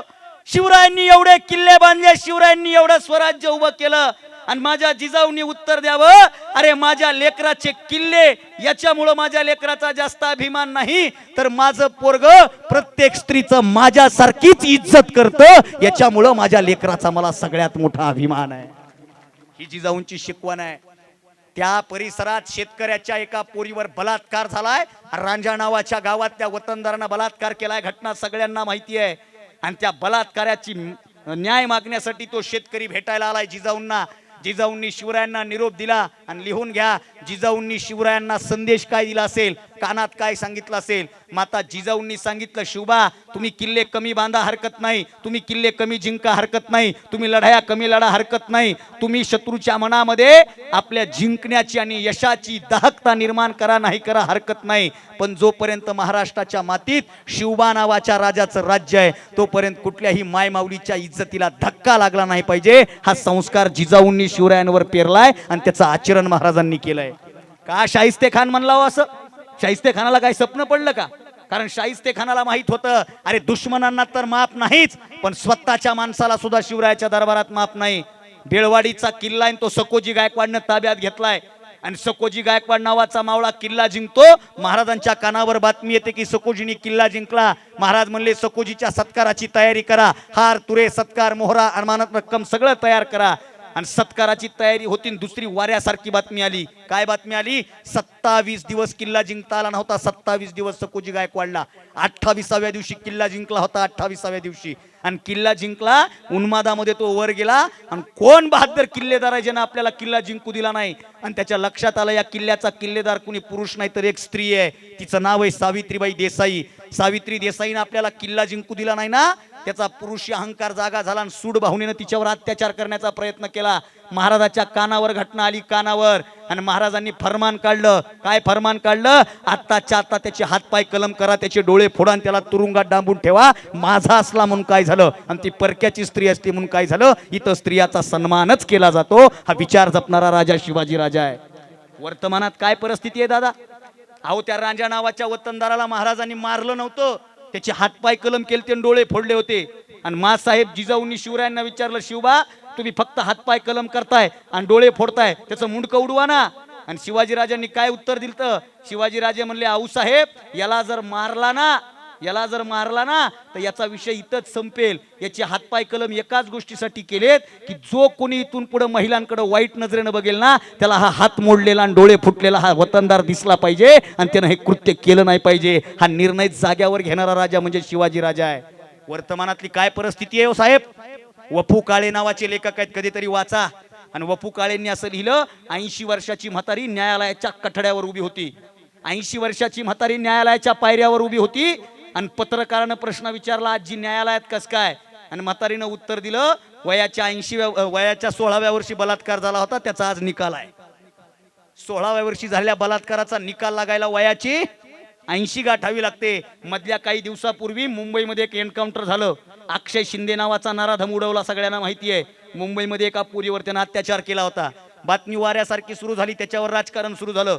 मला माझ्या एका मित्रानं म्हणला, तू याच्याकडे कसं बघतोस, तुला याच्याबद्दल काय वाटतंय, तू व्यक्त होत नाहीस. मी त्याला एकच वाक्य बोललो होतो, जर अक्षय शिंदे नावाच्या पोरानं बलात्कार केला असेल आणि त्याचं जर एन्काउंटर झाला असेल तर ते 100% बरोबर झालं. आपल्याला बाकी राजकारणाचं काही घेणं देणं नाही. का कशामुळं अजून पुढे सांगू का? मागच्या हैदराबाद मध्ये 4 वर्षापूर्वी एका पोरीवर बलात्कार झाला. पोरीचं नाव प्रियंका रेड्डी. प्रियंका रेड्डी नावाच्या पोरीवर बलात्कार झाला. तिचं वय 21 वर्ष. ऑफिसवरनं घरी जाताना त्या पोरीवर बलात्कार झाला. बातमी वाऱ्यासारखी व्हायरल झाली. बातमी आली महाराष्ट्रात, महाराष्ट्रातल्या इथं पश्चिम महाराष्ट्रात, इथल्या नाशिक जिल्ह्यात, नाशिक जिल्ह्यातल्या कळवण तालुक्यात. आणि आपल्या गावातल्या लोकांनी निषेध व्यक्त केला, कॅन्डल मार्च काढला का नाही? आणि हैदराबादच्या पोलिसांनी 14 तासाच्या आत बेड्या ठोकल्या, 14 तासाच्या आत. आणि निस्त्या बेड्या नाही ठोकल्या दादा, आरोपींना जाग्यावर ठोकलं, जाग्यावर. हैदराबादचे पोलीस, पोरगी हैदराबादची, आरोपी हैदराबादचा. बातमी पुन्हा वाऱ्यासारखी व्हायरल झाली. अरे बातमी हैदराबादची असली ना तरी महाराष्ट्रातल्या पोरांनी स्टेटसला ठेवलं होतं, हैदराबाद पोलिसांचे काळजातून अभिनंदन, कारण बलात्काराचं एन्काउंटर केलं पाहिजे ही तुमच्या माझ्या काळजाची आग आहे. आणि लिहून घ्या, लिहून घ्या, या जगाच्या इतिहासात बलात्काराचं पहिलं एन्काउंटर करणारा राजा जर कोण असेल ना तर तो छत्रपती शिवाजी राजा आहे. म्हणून या चरित्रातला हा आदर्श घ्या. करा स्त्रियांचा सन्मान.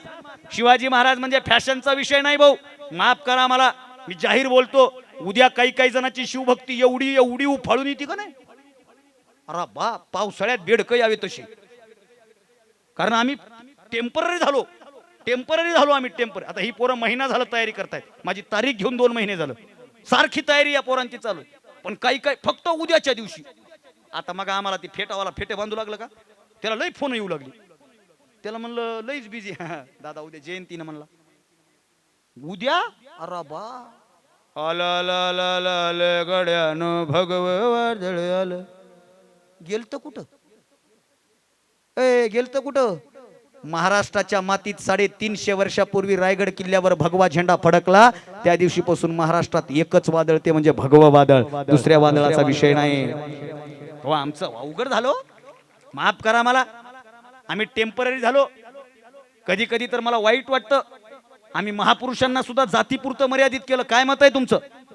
जातीपुरतं मर्यादित केलंय. कोणाला पटल नाही पटल, मी खरं बोलणारा माणूस आहे. काहींना वाटतं शिवाजी महाराज आमचे, काहींना वाटतं बाबासाहेब आमचे, काहींना वाटतं अण्णाभाऊ आमचे, काहींना वाटतं अहिल्यादेवी आमच्या, काहींना वाटतं महात्मा फुले आमचे. जातीसारखं रक्त बी चेंज झालं. काहीली वाटतं आपलं भगवं आहे, काहीली वाटतं आपलं निळं आहे, काहीली वाटतं पिवळं आहे. सरळ सरळ सांगतात आम्हाला, नादाला लागू नको, भगवं रक्त आहे. डॉक्टरकडे जा, पांढऱ्या पेशा वाढल्या तुया, जा पटकन, आपलं रक्त निळे. तुला मुक्का मार लागला म्हणून काळं निळं झालंय. एक जण म्हणलं आपलं पिवळं, तुला कावीळ झालाय, कावीळ. अरे रक्त लालच असतं, विचार भगवा असतो. विचारन छत्रपती शिवरायांनी भगवा विचार दिला, त्याचं पालन करा. माफ करा कोणाला पटल नाही. फॅशन झाली हो दादा, झाली का नाही फॅशन? वारकाकडे जायचं, दाढी वाढवाय, दाब दाब दाब दाब, थोडी दाब, नरड दाब. त्याचं किती दाबतो आता? चंद्रकोर लावायची डोक्याला, चंद्रकोर. आता ती चंद्रकोर अशी लावता येत नाही, नाही त्याचे शिक्के आलेत, बुडवायचं. एक जणाचा शिक्का तुटला आणि त्याला गडबडीने जायचं होतं, चंद्रकोर सापडले, त्याने बायकोची टिकली लावली. लांबून काय दिसायला म्हणला. चंद्रकोर लावायची, कानात बाळी, बुलेटवर बसला, फाट फाट फाट फाट फाट फाट फाट फाट फाट फाट फाट फाट फाट फाट. टपरी पशी गेला, ऍक्शन मध्ये उतरला, पुडी फोडली. त्याला तिकून म्हणलं राजे जय जिजाऊ, जय जिजाऊ. भरले राजे, काय जय Jijau? Chhatrapati Shivray is not a fashion. Chhatrapati Shivray is not a fashion. Chhatrapati Shivray is the passion. हा विचार ज्या दिवशी आम्हाला कळेल ना त्या दिवशी आम्ही शिवरायांचे मावळे आहेत. आणि मोकळी एक गोष्ट संदेश म्हणून जातो. हल्ली फॅशन आली आहे, शिवाजी महाराजांचं नाव मिरवायची. बरोबर आहे, मिरवायची. गाडीवर लिहितात, गाडी गाडी मोटरसायकलवर, राजे जगदंब, मराठा शासन, मराठा दरबार, राजे पुन्हा जन्माला या. कशाला? एकदा जन्माला आले तेच उपकार तो ह्याच्यानं फेडणं झालं नाही.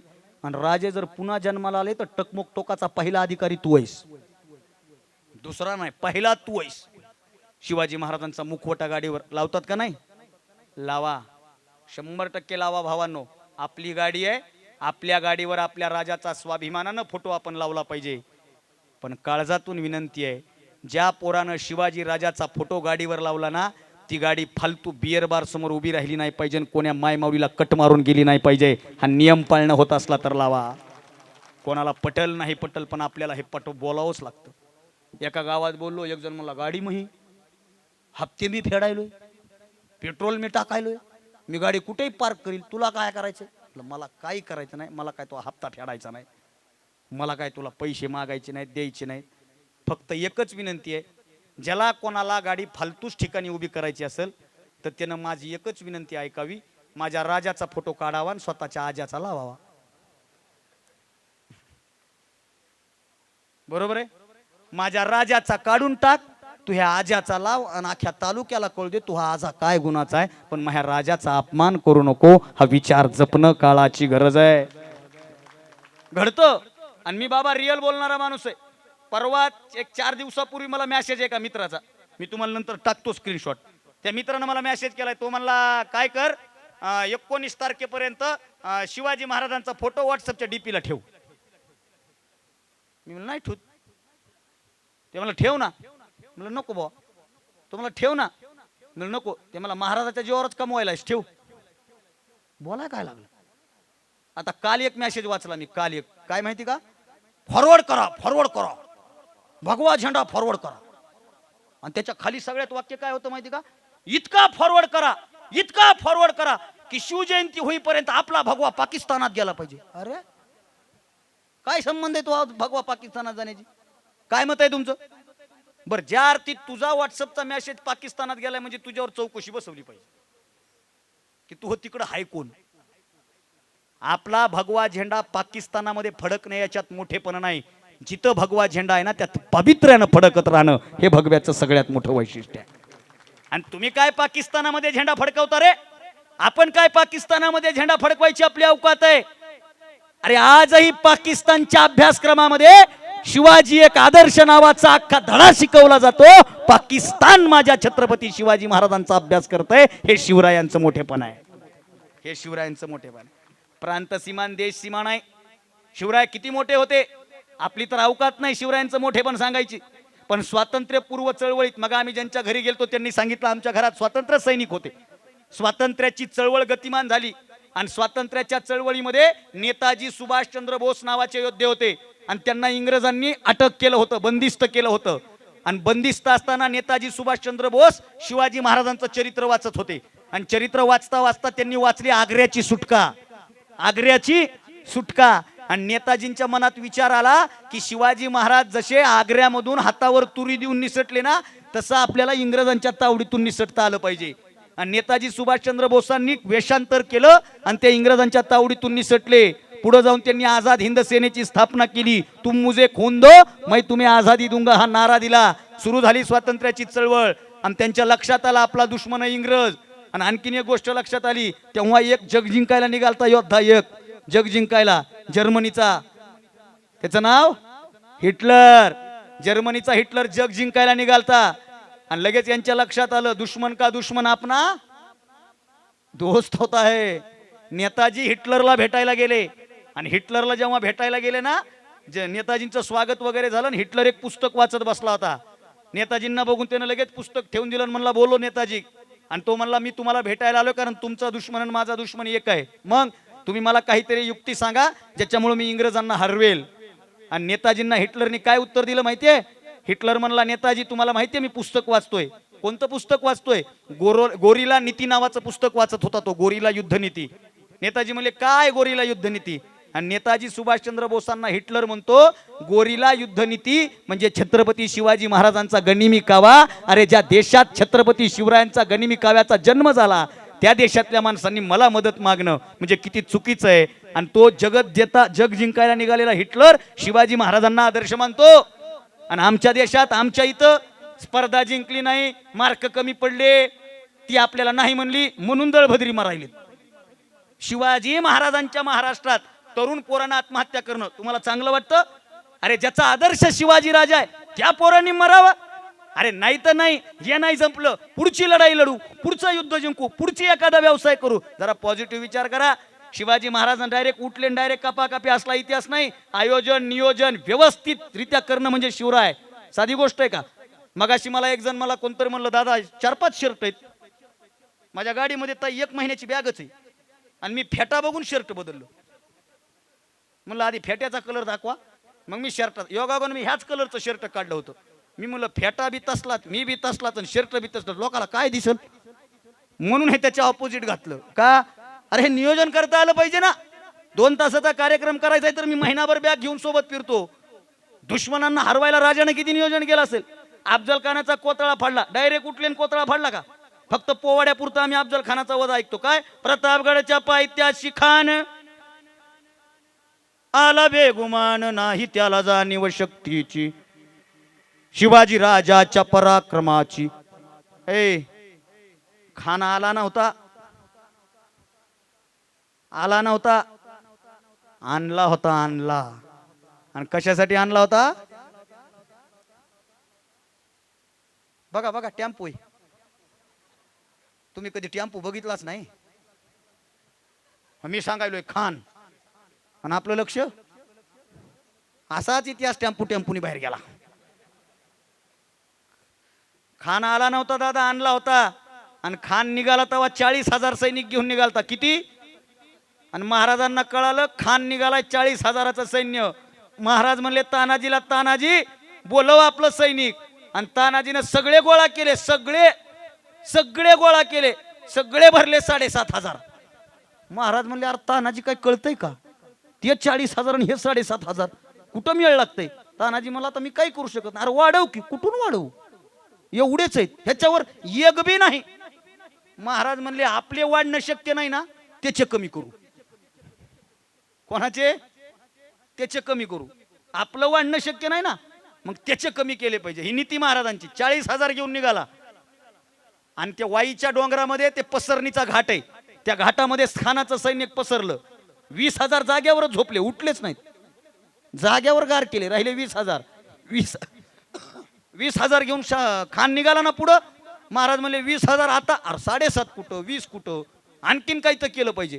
पुढच्या अवघड घाटात आले. त्या घाटाचं नाव मला आठवना, पण त्या घाटाचं नाव वाकड्या तोंडाचा घाट आहे. म्हणजे त्याच्यात गेले की तोंड वाकडच होत आहे, असला घाट आहे. 10,000 तिथंच गायब केले, पुढे आलेच नाहीत, राहिले 10,000. 10,000 कसे बसे पाय त्याच्या जवळ आले. महाराज म्हणले एवढे नाही, 5,000 पुढे आले पाहिजेत. पायथ्यापर्यंत येईपर्यंत 5,000 होते. आणि महाराजांनी पुन्हा पत्र लिहिलं, एवढं सैनिक काय करायचंय, आम्हाला गडावर येणं शक्य नाही, तुमचे 10 आणि आमचे 10. किती घेऊन निघालता? आणि भेटीला सोबत किती होते? 10. याला शिवाजी महाराज म्हणतात, साधी गोष्ट नाही. आणि एकदा मावळा एकदाच वापरला, पुन्हा नाही वापरला. निघाले महाराज आणि निवड केली. कोणाची? शिवाजी महालाची निवड केली. सगळ्यांना माहिती. बाकीचे सगळे मावळे फुगले. ते म्हणले साहेब आम्हाला तुमच्या गाडीत जागा नाही का?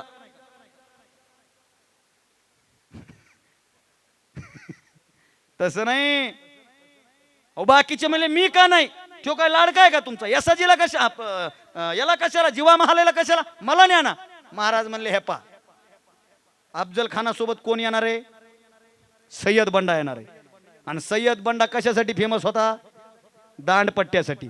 आणि आपल्यापैकी दांडपट्टा चालवणारा कोण आहे?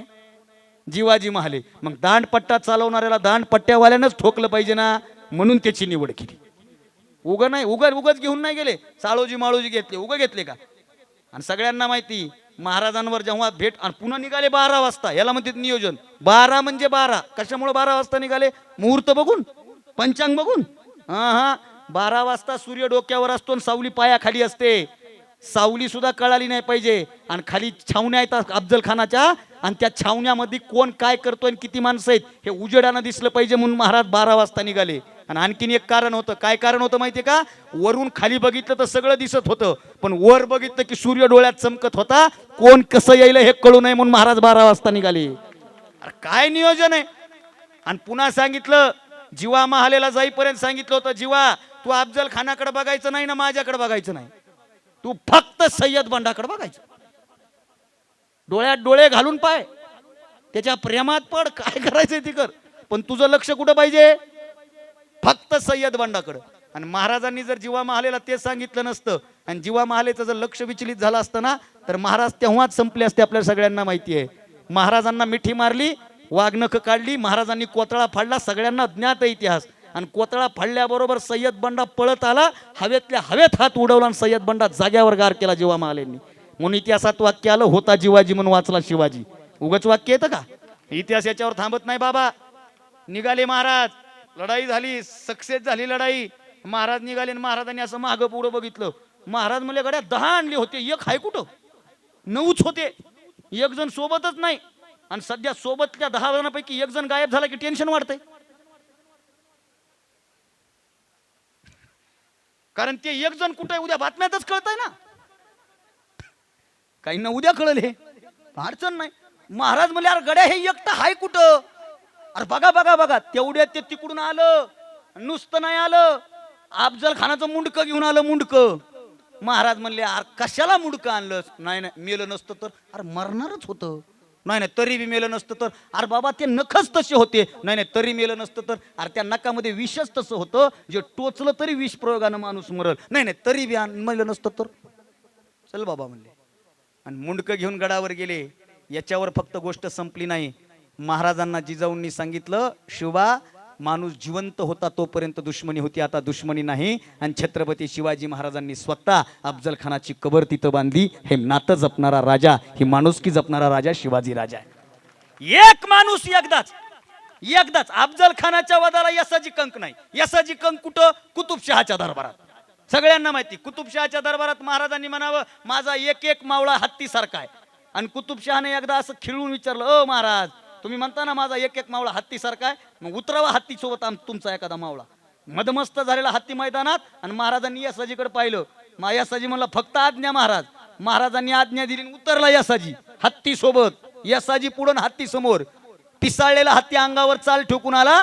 यसाजी हत्तीच्या दोन्ही पायातून खालून शिरला, पलीकडून वर चढला, हवेतल्या हव्यात सोंड कापली आणि हत्ती धार दिशा बाजूला पडला. दरबारात टाळ्यांचा कडकडाट झाला, पण कुतुबशहाची मान शर्मेनं खाली गेली. हा विश्वास महाराजांचा होता मावळ्यांवर. का मावळे मेले? कशासाठी मावळे मेले? जरा विचार करा ना. का मरतात मावळे? का मरतात मावळे? त्याचं एकमेव कारण आहे, दुश्मनांचं सैनिक होतं पण एवढ्या समर्पणानं मरत नव्हतं. महाराजांचं सैनिक मात्र समर्पणानं मरत होतं. का माहिती का दादा? तुम्हाला माहित असतं म्हणून सांगतो. बाकीचं दुश्मनांचं सैनिक का लढायचं माहिती का? अमानत भेटल, जहांगीर भेटल, पैसा भेटल, सोनं भेटल, नाणं भेटल, मोहरा भेटतील, ज्यानं माझा संसार चालेल. म्हणजे बाकीचं सगळं सैनिक पोटासाठी लढायचं. या जगातला पहिला राजा आहे ज्याचं सैनिक पोटासाठी नाही लढलं, तर पोटापासून एकीतवर जी छाती आहे ना, त्या छातीतल्या स्वाभिमानासाठी लढलं. त्या राजाचं नाव छत्रपती शिवाजी राजा. आणि सैनिक म्हणजे काय परफेक्ट सैनिक नाही, 24 तास सैनिक नाही, 12 महिने सैनिक नाही. 6 महिने सैनिक आणि नंतर गावाकडे येणं, पेरणी करणं, पेरणी झाली की पुन्हा सैनिक. अक्षय तृतीयेला यायचं, सगळं काम करायचं, शेतातलं सगळे काम आटपायचे, तलवार घ्यायची निघायचं. तिकडलं काम झालं, तलवार ठेवायची, नांगर घ्यायचं आणि पुन्हा शेतात यायचं. हे सैनिक होतं. एका हातात नांगर आणि दुसऱ्या हातात तलवार घेऊन लढणारं सैनिक शिवाजी राजाचं होतं. का मेले माणसं? प्रश्न पडला पाहिजे. पैशासाठी ना अमानतीसाठी नाही मेले. कित्येक मावळेत, पण तुमच्या याच परिसरातला, याच जिल्ह्यातला असलेला एक मावळा सांगतो आणि पुढे जातो. कनेरागड नावाचा गड आहे आणि त्या गडाचा किल्लेदार आहे. त्या किल्लेदाराचं नाव आहे रामजी पांगेरा. दुर्दैवानं रामजी पांगेराचा इतिहास कोणी सांगत नाही, आमच्या कानावर पण येत नाही. रामजी पांगेरा नावाचा आदिवासी पाड्यावरचा एक साधा सर्वसामान्य घरातला पोरगा आहे. आणि कनेरागडाचा गडपती केलाय महाराजांनी त्याला. दिलेर खान महाराष्ट्रावर चाल ठोकून आलाय. दिलेर खानाचं सैनिक आहे 27,000 आणि त्या कनेरागडावर त्या रामजी पांगेरा सोबत सैनिक आहे फक्त 1200. त्या 1200 पैकी यानं 500 गडावर ठेवले आणि 700 सोबत घेतले. 700 भागी आपलं 27,000 भागिले 700 किती वाट्याला येतात बघा तुमची, तुम्ही घरी जाऊन. आणि तेवढे 700 मावळे घेऊन दिलेर खानाला आडवा झाला रामजी पांगेरा. आणि रामजी पांगेरानं दिलेर खान असा मारला, असं युद्ध झालं की दिलेर खान आल्या पावली मागं गेला, पुन्हा महाराष्ट्रात आला नाही. पण दुर्दैव एक घटना घडली. काय घटना घडली माहितीये का? त्या लढाईमध्ये रामजी पांगेरा शहीद झाला. रामजी पांगेरा शहीद झालाय. बाकीच्या मावळ्यापैकी रामजी पांगेराला तिथं मरण आलं. ही बातमी महाराजांच्या कानावर आली. महाराजांच्या डोळ्यात पाणी आलं. एक वाक्य सांगू का? जगातलं सगळ्यात फालतू वाक्य, फालतू कोणतं माहिती का? मर्द को दर्द नाही होता. जगातलं सगळ्यात फालतू वाक्य. आणि ह्या वाक्यामुळे ना माणसाच्या मनातली संवेदनशीलता संपली. काय म्हणणं आहे तुमचं? अरे मर्द हो या औरत, जो जिंदा दिल आदमी है ना उसके आंखों में पानी आ सकता है और उसको भी दर्द हो सकता है. शिवाजी राजांना आम्हाला सांगितलंय. हजारदा महाराज रडले, हजारदा.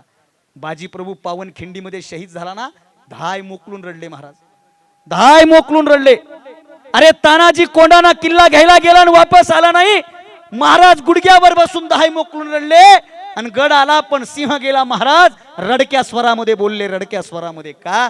अरे महाराज म्हणजे संवेदनशील मनाचा सगळ्यात मोठा आदर्श म्हणजे शिवाजी राजा आहे. हो, शिवाजी राजा आहे. कितीतरी घटना सांगू शकतो मी. जेव्हा महाराजांच्या डोळ्यात पाडला पाहिजे, बापानं सुरू केलेलं काम पुढे अभ्यातपणे टिकलं पाहिजे, हे पुत्राचं पहिलं कर्तव्य असतं. छत्रपती शिवाजी महाराजांनी स्वराज्य उभं केलं आहे आणि ते स्वराज्य वाढवण्याचं काम जर कोणी केलं असेल, खरं तर जगावं कसं असं सांगणारे अनेक माणसं होऊन गेली, जगावं कसं असं सांगणारे अनेक योद्धे होऊन गेली, जगावं कसं असं सांगणारे अनेक धुरंधर माणसं या भारताच्या मातीमध्ये होऊन गेली, पण मरावं कसं असं सांगणारा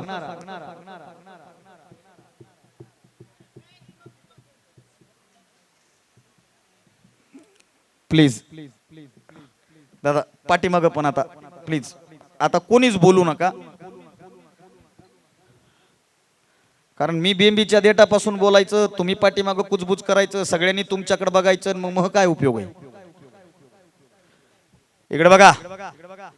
जगावं कसं असं सांगणारे अनेक लोक गेली झाली बाबा, पण मरावं कसं? मृत्यू ही जगातली सगळ्यात अप्रिय गोष्ट आहे. तुम्ही काय, मी काय, तुमच्या गावातला माणूस काय, माझ्या गावातला माणूस काय, या मृत्यू तलावर जन्माला आलेल्या माणसाला सगळ्यात जास्त भीती कशाची असेल तर ती मृत्यूची आहे.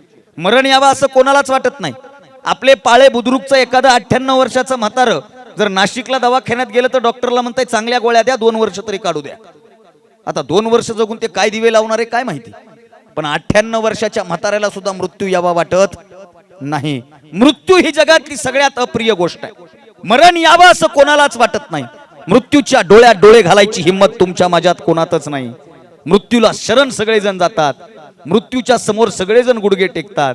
आमच्या मराठवाड्याच्या भाषेत सांगायचं झालं तर माणसाला मरणाची भीती आहे. माणूस मरणाचं भीत आहे. एवढी मृत्यूची भीती मनामध्ये घट्ट बसलेली आहे. परंतु स्वतःचे डोळे फुटले, अंगावर रक्तांचा स्त्राव वाहत होता, डोळे फुटले. अरे अंगावर कितीतरी तलवारीचे घाव केले, अंगावर कितीतरी तलवारीचे घाव केले.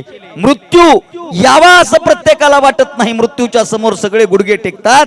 मृत्यूच्या डोळ्यात डोळे घालून पाहायची हिंमत कोणाची नसते दादा. परंतु डोळे फुटले तरी स्वाभिमान गहाण न ठेवता मृत्यूला स्वतःच्या समोर शरण आणणारे आणि स्वतःच्या मृत्यूची कहाणी अजरामर करणारे स्वराज्याचे धाकले धनी धर्मवीर छत्रपती संभाजी महाराज यांनाही मानाचा मुजरा आहे. आत्ता मगापासून माझा इंस्टाग्रामला एक व्हिडिओ व्हायरल होतोय. मी आता जेवण करताना दादांना दाखवला, गुरु महाराजांना दाखवला. छावा नावाचा चित्रपट थिएटर मध्ये लागलाय आणि त्या चित्रपटाची सगळीकडे चर्चा चालू आहे. विकी कौशल नावाच्या त्या अभिनेत्याचा चित्रपट आहे. त्या चित्रपटाचा कंटेंट काय मला पाहता आला नाही, मला वेळेमुळे तो जाता आलं नाही कार्यक्रमाच्या गडबडीत. परंतु त्या चित्रपटातले काही व्हिडिओज व्हायरल होत आहेत आणि ते व्हिडिओज असेत, लहानी लेकरं थिएटर मध्ये पिक्चर बघायला गेलेत आणि छत्रपती संभाजीराजेंची निर्गुण हत्या पाहून ते रडतायत. महाराज कुठे आहेत? महाराजांना का मारलं? कशामुळे महाराजांना मारलं? महाराज आता दिसत होते, महाराज कुठे गेले? काल परवा मी एका चिमुकलीचा व्हिडिओ बघितला. 5-7 वर्षाची ती चिमुकली पोरगी, आई महाराज कुठे गेले ग? आई महाराजांना त्यांनी का मारलं ग? असा प्रश्न मायबापाला विचारते आणि मायबाप त्याला उत्तर देतात, अगं संभाजीराजांची अशीच निर्गुण हत्या काही नराधमांनी केली होती. ती पोरगी रडत होती, माझ्या डोळ्यात पाणी आलं होतं. मला त्याविषयी एकच वाक्य सुचलं, अरे 10 रुपयाच्या भाऊलीसाठी रडणारी पिढी, हातातला मोबाईल काढून घेतला म्हणून रडणारी पिढी आणि टीव्ही चॅनल बदललं म्हणून रडणारी पिढी आम्हाला अपेक्षित नाही. तर संभाजीराजांचा इतिहास पाहून धय मोकळून रडणारी पिढी इथून पुढच्या काळामध्ये अपेक्षित आहे आणि ती पिढी इथं निर्माण होते, याचं सगळ्यात मोठं समाधान आहे. म्हणून छत्रपती संभाजीराजांना विनम्र अभिवादन आहे. या महाराष्ट्राच्या मातीमध्ये या वर्षी ही 395वी जयंती अत्यंत थाटामाटात साजरी होते आहे. महाराष्ट्रात होते, भारतामध्ये होते. आता 12 वाजल्यापासून उद्या दिवसभर महाराष्ट्रामध्ये जिथं मराठी माणूस आहे ना, तो प्रत्येक माणूस शिवजयंती साजरी करणार आहे. जगाच्या पाठीवर कुठेही असू द्या, असं एकही गाव नसेल ज्या गावामध्ये उद्या शिवजयंती होणार नाही. आणि जाहीर बोलू, ज्या गावात शिवजयंती होणार नाही ते गाव माणसांचंच गाव नाही, हे 100% खरं आहे. प्रत्येक ठिकाणी शिवजयंती होते. मागच्या वर्षीची माझी आठवण आहे दादा.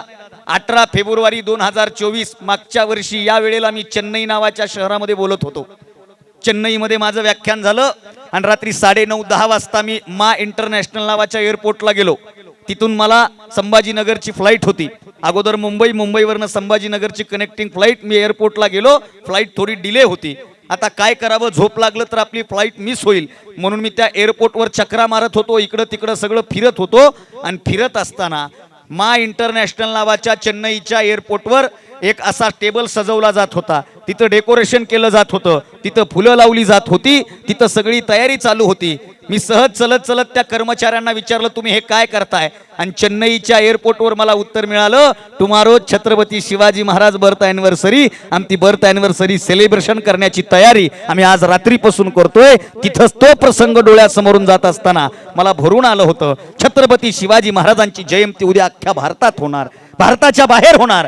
जिथं जिथं मराठी माणूस आहे ना तिथं तिथं जयंती होणार. तीच जयंती आपल्या या पाळे बुद्रुक नावाच्या गावामध्ये होतीये. इतकी आनंदात होतीये, इतकी दिमाखात होतीये, इतकी ऐश्वर्य संपन्न होतीये. पण मला सांगायचंय काय, या महाराष्ट्राचं दुर्दैव, छत्रपती शिवाजी महाराजांचं निधन झालं आणि छत्रपती शिवाजी महाराजांची समाधी रायगड किल्ल्यावर काट्या कुपाट्याच्या आड लपून पडली ना, तेव्हा छत्रपती शिवाजी महाराजांच्या समाधीचा शोध घेऊन, छत्रपती शिवाजी महाराजांच्या समाधीची पूजा करून, छत्रपती शिवाजी महाराजांची प्रेरणा घेऊन या जगातली, या भारतातली, या महाराष्ट्रातली पहिली शिवजयंती पुणे जिल्ह्यात साजरी झाली. आणि त्या जयंतीचे जनक आहेत महात्मा ज्योतिबा फुले. महात्मा ज्योतिबा फुल्यांनी महाराष्ट्राच्या मातीमध्ये जयंती सुरू केली. त्या महात्मा फुल्यांचं मला स्मरण होत आहे.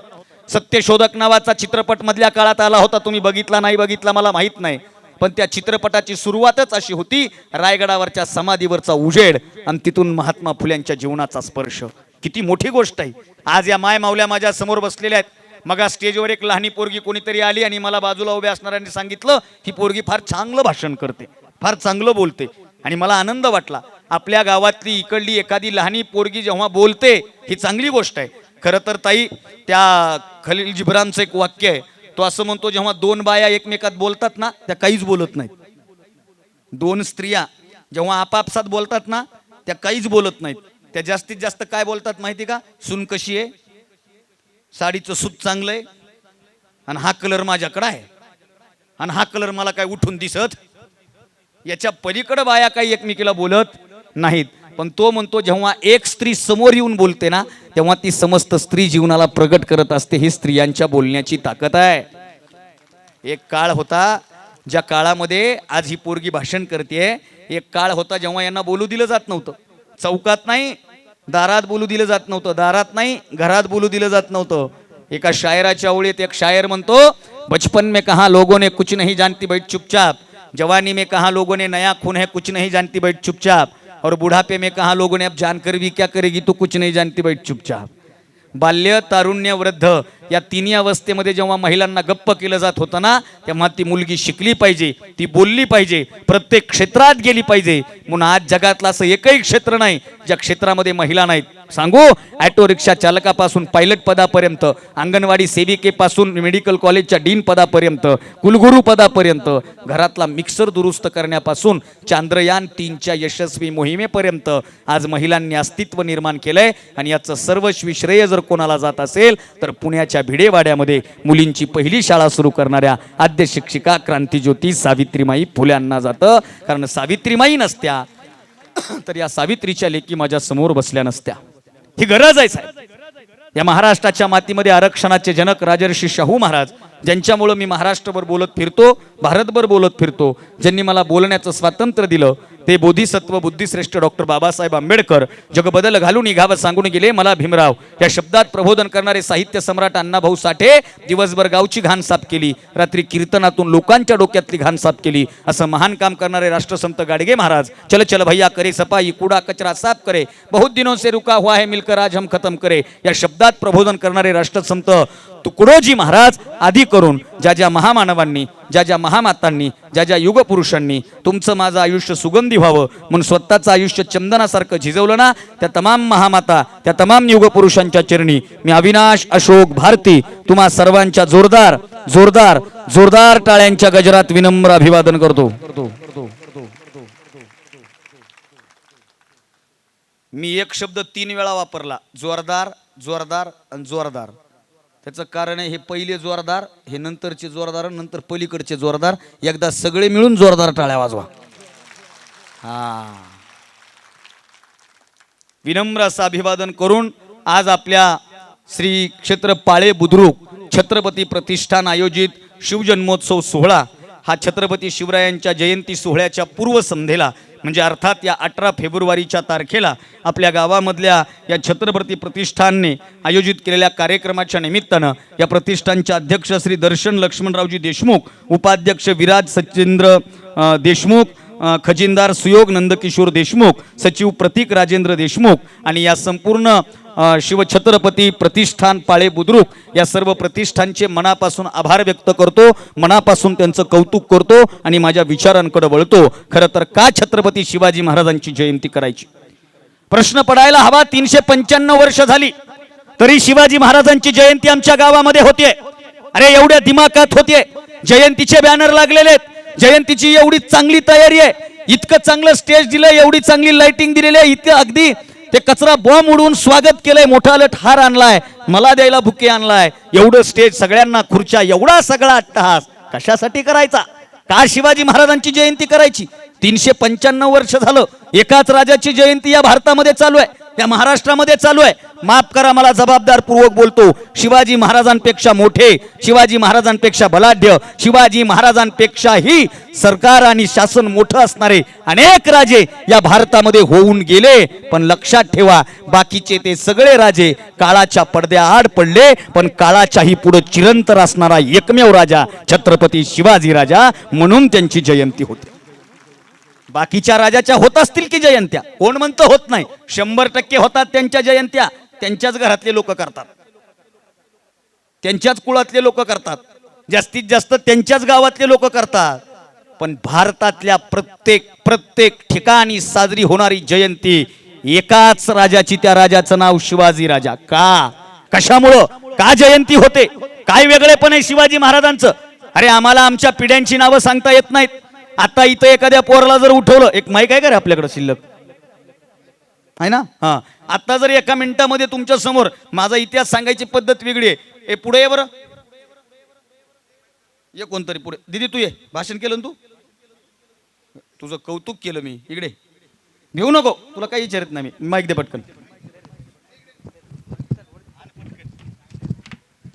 हॅलो, चालू कर. ये काही नाही, काही विचारित नाही मी. फक्त 2च प्रश्न आहेत, इतिहासातले नाहीत, तुझ्या घरातले आहेत, काही टेन्शन घेऊ नको. धर्माईक, काय नाव आहे तुझं? प्रांजली दादाजी जाधव. प्रांजलीसाठी टाळ्या वाजवा एकदा जोरात. तुझ्या वडिलाचं नाव काय माय?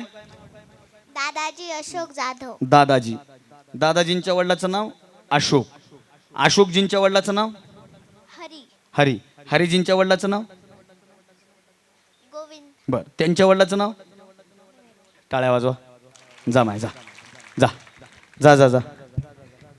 बघा मला काय सांगायचंय. प्रांजल वर आली, तिने तिच्या वडिलाचं नाव सांगितलं, आजोबांचं नाव अशोक सांगितलं, आजोबांच्या वडिलाचं नाव गोविंद सांगितलं, गोविंदजींच्या वडिलाचं नाव हरी सांगितलं. आणि मी म्हणलं हरिजींच्या वडिलाचं नाव काय तिला सांगता आलं का? तिला निमित्त मात्र पुढं बोलवलं होतं. इथं बसलेल्या पैकी सगळ्या माणसांना जास्तीत जास्त आपल्या आजान पंजापर्यंतची नावं सांगता येतात, पंजाच्या अगोदरच्या पिढीचं नाव सांगता येत नाही. तुम्ही काय, मी काय, इथं बसलेला प्रत्येक माणूस. निमित्त मात्र ती पोरगी पुढं होती. अरे आम्हाला आमच्या घरातल्या, आम्हाला आमच्या कुळातल्या, आम्हाला आमच्या परंपरेतल्या फक्त 3 ते 4 पिढ्यांची नावं माहीत आहेत, पण शिवाजी महाराजांचं नाव आमच्या ओठात नाही, शिवाजी महाराजांचं नाव आमच्या हृदयात आहे. कशामुळे आहे? काय आम्हाला आमच्या कुळातल्या लोकांची नावं माहीत नाहीत हो, पण शिवरायांचं नाव माहिती आहे. आम्ही काय शिवरायांच्या कुळात जन्माला आलो का? शिवाजी महाराज काय आमच्या कुळात जन्माला आले का? बिलकुल नाही. लक्षात ठेवा, शिवाजी महाराजांच्या कुळात आपण जन्माला आलो का नाही हे मला माहित नाही, पण या महाराष्ट्राच्या मातीत आपलं कुळ जर कोणामुळं शाबूत असेल ना, तर ते फक्त माझ्या राजामुळे शाबूत आहे. म्हणून छत्रपती शिवरायांना कुलपती म्हणतात. म्हणून शिवाजी महाराजांची जयंती करायची. हे रेंज सोडतंय बरं का हा मधून थोडी थोडी. त्याचं काय कारण आहे बघा, वाटलं तर कॉर्डचा माईक द्या मला. हा, कारण माझी माईकची रेंज सुटली की मग मी रेंज सुटते, आणि रेंज गेली की मग फोनही लागत नाही, आणि मोबाईलला रेंज नसली की माणसं काय करतात? गेम खेळतात.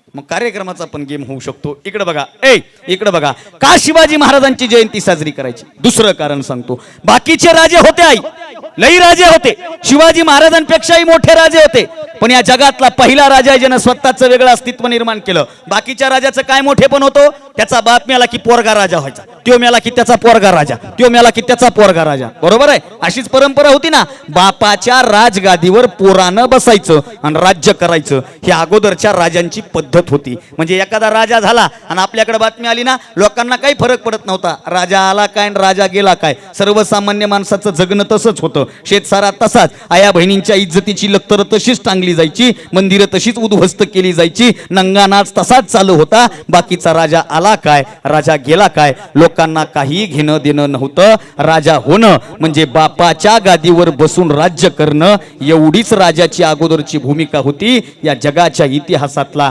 पहिला राजा आहे ज्या राजानं बापाच्या गादीवर बसून राज्य निर्माण नाही केलं, स्वतःचं राज्य स्वतः निर्माण केलं, ते म्हणजे छत्रपती शिवाजी महाराज. आत्ताच्या भाषेत सांगायचं झालं तर बाकीच्या राजांची गत ही आयत्या पिठावर रेगोट्या मारण्यासारखी होती. जुनी माणसं काय म्हणतात? आयत्या पिठावर रेगोट्या मारणं. सगळ्यांना माहिती आहे, आयत्या पिठावर रेगोट्या मारणं लई सोपं आहे. स्वतःची भाकर स्वतः निर्माण करणं हे जगातलं सगळ्यात पहिलं कठीण काम आहे. म्हणून इथं बसलेल्या सगळ्या तरुण पोरांनी शिवाजी महाराजांच्या चरित्रातला पहिला आदर्श लिहून घ्या. पहिला आदर्श लिहून घ्या. पहिला आदर्श हाच आहे की आपण स्वतःचं अस्तित्व स्वतः निर्माण केलं पाहिजे आणि स्वतःचं नावलौकिक स्वतः वाढवलं पाहिजे. हे शिवरायांकडून पहिली गोष्ट शिका. पहिली गोष्ट शिका. दुसरी एक विनंती आहे, टाळ्या वाजवायच्या असल्या तर इमानदारीनं वाजवा.